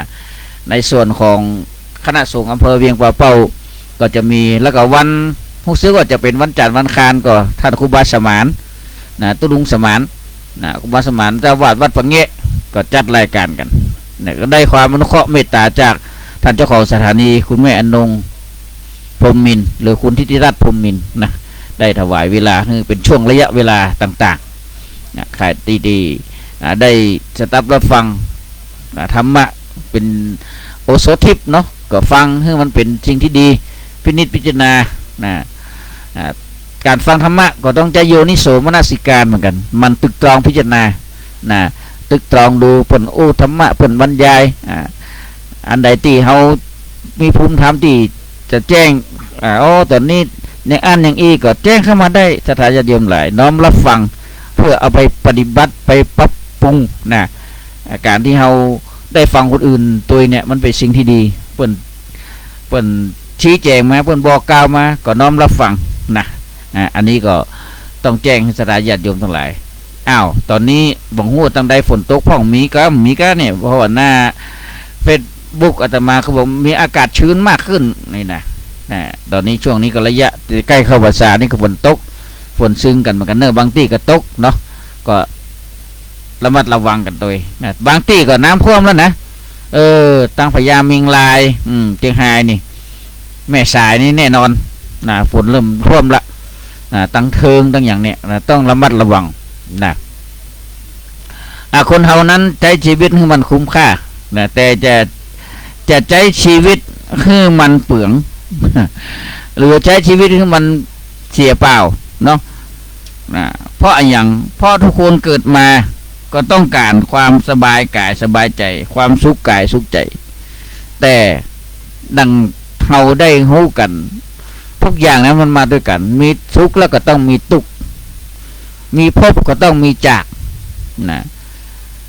สิ่งที่มันเกิดขึ้นเป็นสัจธรรมชีวิตของทุกคนฉะนั้นในการที่เราได้พบเจอสิ่งอย่างก็ตามอย่างเข้าพรรษาเนี่ยก็จะมีการเทศธรรมทุกสินเลยเป็นกำไรชีวิตของเราอย่างหนึ่งที่เราได้ฟังธรรมเนื้อหาสาระธรรมะก็เป็นเรื่องของการที่เขาจะได้นำมาประพฤติปฏิบัติก็จะมีชะตาญาติโยมครับเป็นกันเทศศีลนั้นกัน2 กันว่าไปเนาะจนออกพรรษาจนพุทธพจน์เดือนยี่ปิงตอนนี้เป็นต้นเนาะหลังจากที่ออกพรรษาก็กฐินแล้วก็เป็นเดือนยี่ปิงจะมีท่านใดโทรเข้ามาแหมก็เจริญพรได้เนอะย้ำเบอร์ให้ตลอดเนอะ0972390765รายการธรรมะก่อนนอนอาตมาภาพในค่ำคืนนี้ไพลาผ่านมาแล้ว3:40 นาทีเรื่อง20 นาทีเขาก็จะได้อำลาจากกันไปในช่วงเวลาเพราะว่าอาตมาจัดแค่วันเดียวแต่ก่อนจัดวันศุกร์ก็งานมันหนักชะตาญาติโยมทั้งหลายเลยแจ้งไปทางท่านผอ.สถานีคือท่านพระครูอภิวัตรพัฒนาภิกรมหรือพระอาจารย์บรรยงถึงตอนนี้ลงตำแหน่งเป็นรองเจ้าคณะอำเภอดอยหล่อก็ขอบอกวันศุกร์ไปให้ท่านอื่นเถอะก็ออกเฉพาะวันอังคารวันเดียวแต่ได้2 ชั่วโมงก่อน2 ทุ่มโดยประมาณจนถึง4 ทุ่มอันนี้ก็เป็นเรื่องของการจัดการบริหารในเครือข่ายขึ้นสีขาวเพื่อชาวชาเนาะก็ขอย้ำแห่งกำเนิดในวันที่27กรกฎาคมเนี่ยท่านใดที่ว่างก็ขอไปร่วมด้วยช่วยกันในการที่เขาจะได้ไปพัดเพียวพัฒนาตีม่อนภาษี2 เมืองเพราะว่าวันแฮม1 ค่ำเขาก็จะได้ไปทำบุญส่งน้ำภาษี2 เมืองในวันที่27นั่นก็คือได้ห่อข้าวห่อน้ำไปกินกันบนบุญหนึ่งห่อข้าวห่อน้ำไปกินกันเนาะ นะส่วนอาตมาภาพนี่วันจันทร์นี่ติดสอนเน้นอยู่นะเดี๋ยวจะดูก่อนว่าจะได้ไปช่วงเวลาใดเพราะว่าสอนสามเณรโรงเรียนวัดปะงิ้วเนี่ยวัน6 คาบ6 คาบม.1 ถึงม.6ถ้ามันลานักก็บอกใครดีเนาะ ภารกิจบางครั้งก็ไม่ได้ไปไหนก็เปื่อนนะโอ้นะหลายอย่างนะอันเนี้ยก็ต้องทำตามหน้าที่เนาะเป็นคุณครูตัวเป็นนิสิตนักศึกษาตัวเสาร์อาทิตย์ก็ไปห้ำไปเฮียนเป็นญาตรีนะก็นี่ก็ขึ้นปี 3ละแล้วก็ศรัทธาญาติโยมท่านใดที่มีจิตเจตนาศรัทธาเนอะจะร่วมสนับสนุนนะในการอุปกรณ์การพัฒนาหรือว่าส่วนของโรงเรียนวัดโรงเรียนบ้านตุ่งยาวตำบลแม่เจดีย์ที่เข้าไปตั้งเขื่อนในงูพุ่นนะในรัฐศาสตร์จิตอาสาของมหาวิทยาลัยอาตมาที่เฮียนอยู่เนี่ยก็จะได้ไปพัฒนาโรงเรียนคือทาสีกำแพงรั้วโรงเรียนทาสีอาคารห้องน้ำจัดกิจกรรมพบปะสถาเจ้าบ้านตีบ้านตุ่งยาวแล้วก็มอบอุปกรณ์การเสียนการสอนการเรียนให้แก่น้องหนูเยาวชนท่านใดจะสนับสนุนก็เจริญพรได้เนอเจริญพรอุจักบ่โอ้ไข่บ่ฮู้จักเป็นน้อยแก้วผมทะก็บ่ฮู้จักว่าจะได้ฟังอยู่เด้อดาวสาธุขอบคุณอนุโมทนาแม่น้อยแก้วผมมาทะเน้อที่ร่วมทำบุญกันนั่งกาแฟมา200 บาทอนุโมทนาบุญตัวเน้อวันนี้ครูบาอาทิตย์โอ้มีประโยชน์มากสาธุธรรมะก็หลากหลายดีละอนุโมทนาเอาธรรมะเป็นยาเป็นโอสถเนาะเวลารับเวลานอนก็จะรับสบายตื่นมาก็แช่มชื่นเนาะฝนตกก็ต้องดูหนองบัววันนี้ฝนตกเนาะแต่เจ้าก็ไปบ้านตักบาตรวัดอยู่โอ้หันสาธุวันนี้วันศีลดูเจ้าอนุโมทนาไปทุกศีลเนาะโอ้สันโมทนาสาธุแข็งแรงอยู่น่าถึงบอกว่าได้100 ซาวถ้าบ่ถึง100 ซาวต้องไปไหนเตี้ยอายุนะก็85แล้วก็นั่นเนาะมันได้100 ซาวนะแม่เนาะถ้า100 ซาวจะไปไหนก็ไปเตอะอ้าวอนุโมทนาโยมแม่น้อยเน้อเจ้าบุญฮักษาเจริญพรแม่น้อยแก้วพรหมทะเนาะโอ้อันนี้ก็บ้านหนองบัวนะก็วันนั้นก็ถวายกันน้ำกับไฟมาก่อนอนุโมทนาสาธุเนอะ200 บาทแม่น้อยเพิ่นก็อายุ85ละศรัทธาโยมวันนี้ก็ไปวัดไปวาอยู่อาตมาก็เลยบอกว่าขอให้แม่อายุได้100 ซาวนะว่าถึง100 ซาวฝั่งไปไหนเด้อถ้า100 ซาวเราไปไหนก็ไปเตอะน่ากำลังใจให้กันซึ่งกันและกันขอบคุณโมทนาสาธุกับโยมแม่น้อยโดยเนาะอ้าวเสียงที่เขาได้รับฟังหลายเสียงหลายท่านนะก็ซึ้งหันว่าถ้าได้โยมก็ยังตั้งหน้าตั้งตารอฟังรายการธรรมะกัน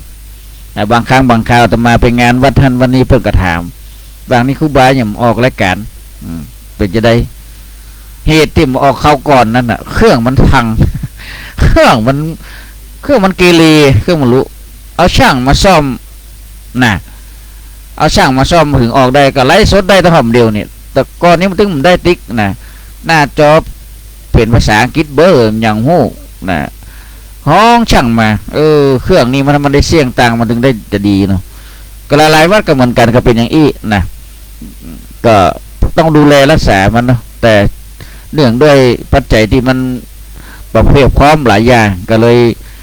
ไม่ได้แปลงได้ซ่อมพอมันเพียบพร้อมดีข้องก็ห้องศาลาห้องช่างมันมาห้องหมอมันมาหมอมันมาดูแลให้แบบบนกระจัดการให้ก็โอเคได้ออกจนทุกวันนี้เนาะ3 ทุ่มตอนนี้46 นาทีนะท่านใดที่จะโทรเข้ามาในช่วงนี้ก็ยังได้อยู่เนอะนะยังได้อยู่ในส่วนของรายการธรรมะก่อนนอนนะซึ่ง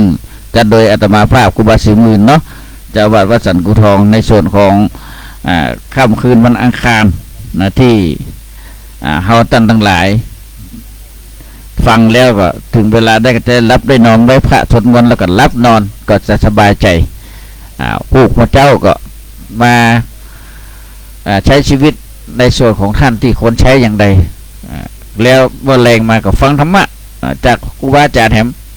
ก็เป็นสิ่งที่ดีที่งามเนาะวันศีลอย่างวันนี้เพิ่นก็ไปวัดไปวากันนะ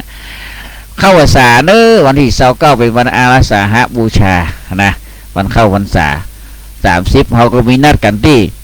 ม่อนจอมม่อนเฉพาะม่อนสีสองเมืองนะม่อนพระศรีสองเมืองเนาะ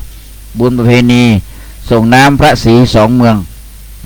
บุญนี้ส่งน้ำพระศรีสองเมืองเป็นบุญประจำปีของคณะสงฆ์อำเภอเวียงป่าเป้าสถานญาติโยมพื้นที่ใกล้เคียงก็จะมาร่วมด้วยช่วยกันแล้วก็ห่อข้าวห่อน้ำไปกินด้วยกันในวันพิธีงานส่งน้ำพระศรีสองเมืองอาตมาเชื่อได้แน่ว่าขั้วโหก็จะต้องไปอวดกันละแล้ววันที่27เขาก็จะไปพัดไปเที่ยวกันแต่ตัวอาตมาต้องดูกันเนอะเพราะว่าติดสอนเน้นโรงเรียนรัตงิ้ววันจันทร์ถึงวันพัดเป็นวันพัดนี่ก็คงจะได้ยุดเนาะพุธพัดนี่ได้ยุดนะเพราะว่าเป็นวันศีลวันเข้าพรรษาก็ยุดนะเดี๋ยวต้องดูกันว่ามีเหตุที่ต้องได้ยุดกี่วันนะเรื่องของการพัฒนาด้านจิตใจการพัฒนาตัวเก่าการดูแลตัวเองก็เป็นสิ่งสำคัญถ้าญาติโยมในยุคปัจจุบันยุคของโลกที่มันไปไกลล้ำหน้าบางสิ่งบางอย่างเขาก็บัดโธ่เท่าทันก็ต้องระมัดระวังโดยเฉพาะการใช้มือถืออาตมาบอกว่าเป็นหูเป็นตาของเขานั่นน่ะบางครั้งเขาอาจจะโดนหลอกลวงได้ก็ต้องระมัดระวังโดยเฉพาะผู้เฒ่าผู้แก่สายใดที่มันเบอร์ไรเลขใดที่มันใจมันแปลกๆถ้าหากว่ามีคนรู้จักก็ให้ลูกหลานไปห้อมเมมจื้อพิมพ์จื้อใส่ไว้เห็นในเบอร์นะเวลาเปิดคนรู้จักแต่โทรมามันก็จะมีจื้อขึ้นมาแล้วก็เขาก็จำได้แต่ถ้าเบอร์ใดที่โทรเข้ามาบ่มีจื้อนี่ก็จะไปหับเด็ดขาดนะจะไปหับเด็ดขาดเพราะว่ามันเป็นมิจฉาชีพนะเป็นมิจฉาชีพหลอกลวงนะหลอกลวงก็ต้องระวังโดยเฉพาะผู้เฒ่าแก่ขนาดข้าราชการเก่าเนี่ยที่เป็นข้าราชการบำนาญหรือว่าต้นเกษียณมายังโดนก็มีนะก็ต้องระมัดระวังเนาะเรื่องของมิจฉาชีพนะได้เรื่องของภัยพิบัติต่างๆฝนตกฟ้าห้องน้ำนองตั้งบ้านเฮานี่แต่กับบุคคลตัวใดก็บนนักบนาแต่ตั้งอื่นบนนักนากันนะตั้งอำเภออะไรอย่างเพิ่นเทิงพุ่นกะนะน้ำท่วมน้ำนองกันนะก็ต้องระมัดระวังมันเป็นยุคโลกที่มันแปรเปลี่ยนไปหลายอย่างหน้าอย่างเป็นหน้าอย่างโมหะหน้าร้อนก็ฝนตกทึกหน้าหนาวฝนก็ตกอีกต้นต้องระมัดระวังเนาะก็มาแฮมบักกี้วันละแต่วันนี้วันที่14 15เนาะวันถึง16 17โอ้ก็บักกี้วันก็จะได้เข้าพรรษาละเนาะเข้าพรรษาก็พระสงฆ์องค์ข้าเจ้าก็จะจำพรรษา3 เดือนวัดไหนที่เพิ่นได้มีจองกฐินก็หลังออกพรรษาแล้ว1 เดือนก็จะได้รับกฐินกันอย่างอีเป็นต้นเนาะก็ฝากฟังกันตัววันศีลวันธรรมก็ไปฟังธรรมกันฟังน้ำฟังธรรมกันที่วัดติวาปีนี้รู้สึกว่าจะมีทำเรื่องอยู่เนอะอาตมาภาพก็จำคำเรื่องอาตมาได้ละนะมีเยอะอยู่เนาะก็มีทุกปีนะทำเรื่องนี่นะหลังจากที่อาตมาเทศออกภาษาอย่างมดทับแล้วก็จะเอาทำนั้นมาเทศถึงสถานญาติโยมฟังดังรายการมิยุมกรรมเพราะแต่ละวัดทำอาจจะบ่เหมือนกันนะทำเทศในระหว่างพรรษานะอันนี้ก็แจ้งถึงสถานญาติโยมทั้งหลายได้รับทราบนะที่เขาเป็นกัลยาณมิตรเป็นญาติธรรมด้วยกันนะดูแลกันมาหรือว่าฟังกันมาหรือว่าเป็นญาติธรรมด้วยกันมาก็10,000 กว่าแสนหมื่นเนาะในส่วนกิจกรรมต่างๆของคณะสงฆ์ก็ดีของเวียงเป้าของอย่างวันนี้เพิ่นมีการประเมินในอำเภอแหวนเพชรที่อำเภอเวียงเป้าอาตมาก็ได้ไปร่วมด้วยให้กำลังใจท่านนายอำเภอ ก็หลายทุกภาคส่วนก็กาวานิชนะทางเทศบาลตำบลนายกเทศบาลนายกตำบลก็อบตก็ไปร่วมด้วยกันทุกภาคส่วนไปความสำคัญให้กำลังใจท่านนายอำเภอพงศักดิ์เพชรคงแก้วนะกับตอนนี้เป็นระดับภาคระดับจังหวัดระดับภาคแล้วก็ต่อไปแต่ละประเทศนะก็จะได้แข่งขันกันหลายๆจังหวัดเนาะอันนี้ก็เป็นเรื่องที่จะได้พบเข้าใจกันแล้วก็ในวันที่ถ้ามาจำพิกับ23หรือ24เนี่ยเนาะจะมีการเอาวันที่22ก่อน22กรกฎาคมงานรอเทียนพรรษาที่วัดกลางเนอะตำบลแม่เจดีย์วัดกลางตำบลแม่เจดีย์รอเทียนพรรษาที่วัดกลางเนาะแล้วก็ประมาณ23หรือ24เนี่ยนะก็รอเทียนพรรษาที่วัดปังยิ้วของคณะสงฆ์อำเภอคณะสงฆ์อำเภอเวียงป่าเป้าของเฮาก็ซึ่งแต่ตำราขอดูระยะเวลากันว่าวันใดกันแน่เนาะขอดูก่อนเนอะว่าคณะสงฆ์อำเภอเวียงเป้าจัดประเพณีรอเทียนกันวันใดอีนะก็งานหลายอย่างหลายอันเนาะก็บางครั้งนี่ก็ใครจำใครลืมเลือนไปนะเดี๋ยวกันเนอะขอดูกันการรอเทียนพรรษาของอำเภอเวียงป่าเป้าคณะสงฆ์เนาะ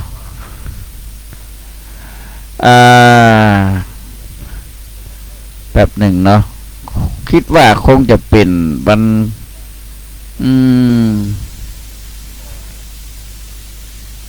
ันที่24ก็วันที่24หรือไม่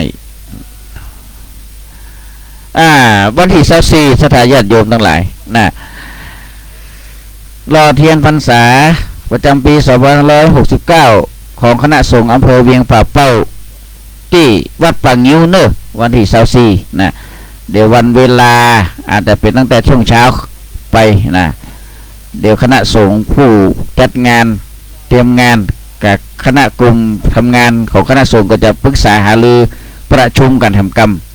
แต่สรุปได้ข้อสรุปได้ว่าวันที่24เนาะ24เนาะอันนี้ก็แจ้งสถานญาติโยมทั้งหลายเด้อ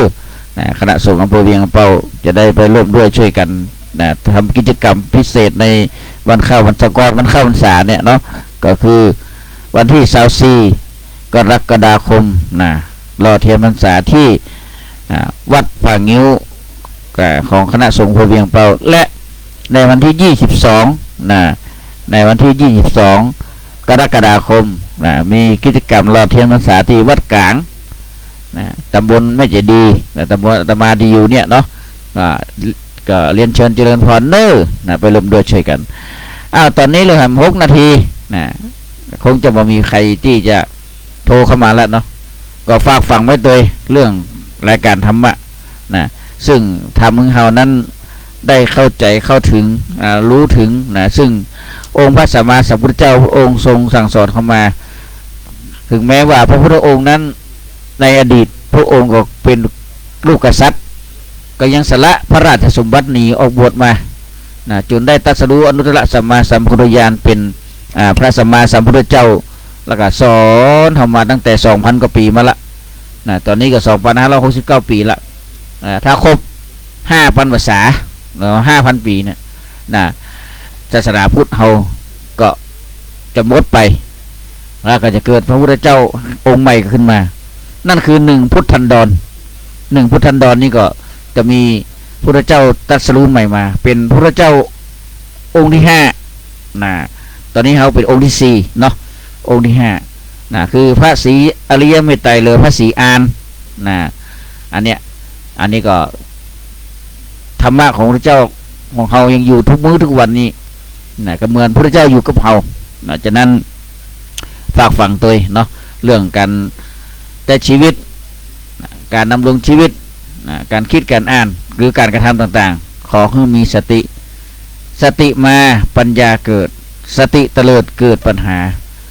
ถ้าฉะนั้นรักธรรมะจุยใดก็ขอทุกท่านทุกคนนั้นได้รักษาบนห้องรักษาศาสนาเขาเนี่ยให้มันยั่งยืนถึง 5,000 ภาษาได้เพราะ พุทธเจ้าได้กล่าวกับเฮาไว้แล้วว่าฝากศาสนาไว้กับหมู่เฮาท่านทั้งหลายเพื่อด้วยกันดูแลประคับประคองนะพระสงฆ์องค์เจ้าที่อยู่ในวัดวาก็ดูแลตามสมควรตามฐานะข่าวอันใดที่มันเป็นดังลบเฮาก็ดูแล้วก็พิจารณาใจโยนิโสมนสิการมันตึกตรองพิจารณาให้ดีจะไปเมาเดียวเอาตรงเข่งนี่มันไม่ได้เนาะมันก็จะเสียหายหมดเขาก็จะลักษณะเขาก็จะเสื่อมเสียมัวหมองอันพระเจ้าบอกว่าร่างกายที่มันเป็นเนื้อร้ายเนี่ยตัดเอาไปว่ารักษาชีวิตไว้กว่าเหมือนกันอันใดนี้เป็นเนื้อร้ายก็ตัดทิ้งเอาสิ่งที่ดีเอาไว้สิ่งที่หมดเดียวขว้างเนี่ยเหมือนกันเนาะก็ฝากฟังมาตัวเอาละค่ำคืนนี้ตมาภาพคิดว่าคงจะได้เวลาอันเป็นสมควรแก่เวลาในการจัดรายการธรรมะก่อนนอนในค่ำคืนนี้ซึ่งอาตมาภาพก็ได้บรรยายธรรมะมาตั้งแต่2 ทุ่มกว่าจนถึงเวลานี้3 ทุ่ม 57 นาทีก็คิดว่าสมควรแก่เวลาคงจะบ่มีใครแล้วที่จะโทรเข้ามาเนาะซึ่งรายการธรรมะวันนี้ก็ขอกล่าวครั้งนึงต้องขอบคุณโมทนาสาธุท่านเจ้าของสถานีคุณทิติรัตน์พรหมมินหรือว่าโยมแม่อนงพรหมมินร้านพรหมมินพริกลาบที่ได้ถวายเวลาให้กับครูบาอาจารย์ได้ออกรายการโดยบ่คิดค่าชั่วโมงสักสลึงเดียวก็ขออนุโมทนาสาธุขอให้เป็นบุญเป็นกุศลให้ชีวิตของท่านนั้นมีความสุขความเจริญโรคภัยไข้เจ็บอย่าได้มาเบียดเบียนขอหน้าที่การงานเจริญรุ่งเรืองก้าวหน้าไปตลอดไปในค่ำคืนนี้ธรรมภาพครูบาสุมื่นก็ขอยุติการใช้เสียงและจัดรายการมาเพียงนี้บุญใดกุศลใดที่ได้ทำแล้วขอบุญนั้นกุศลนั้นจงกับกายมาเป็นดบะเดชะเป็นพระวปัจจัยปกป้องรักษาสถานญาติโยมสาธุชนทั้งหลายให้ได้อยู่ดีมีสุขสัพพทุกข์สัพพโศกสัพพโรคสัพพภัยสัพพเคราะห์เสนียดจันไรให้คดค้าย้ายหนีไปในทีคากาละบัดนี้ยามนี้ค่ำคืนนี้ขอทุกท่านทุกคนนั้นนอนรับดีฝันดีเหมือนกันทุกผู้คนและขอทุกท่านทุกคนนั้นรักษาสุขภาพตัวเน้อขอเจริญพร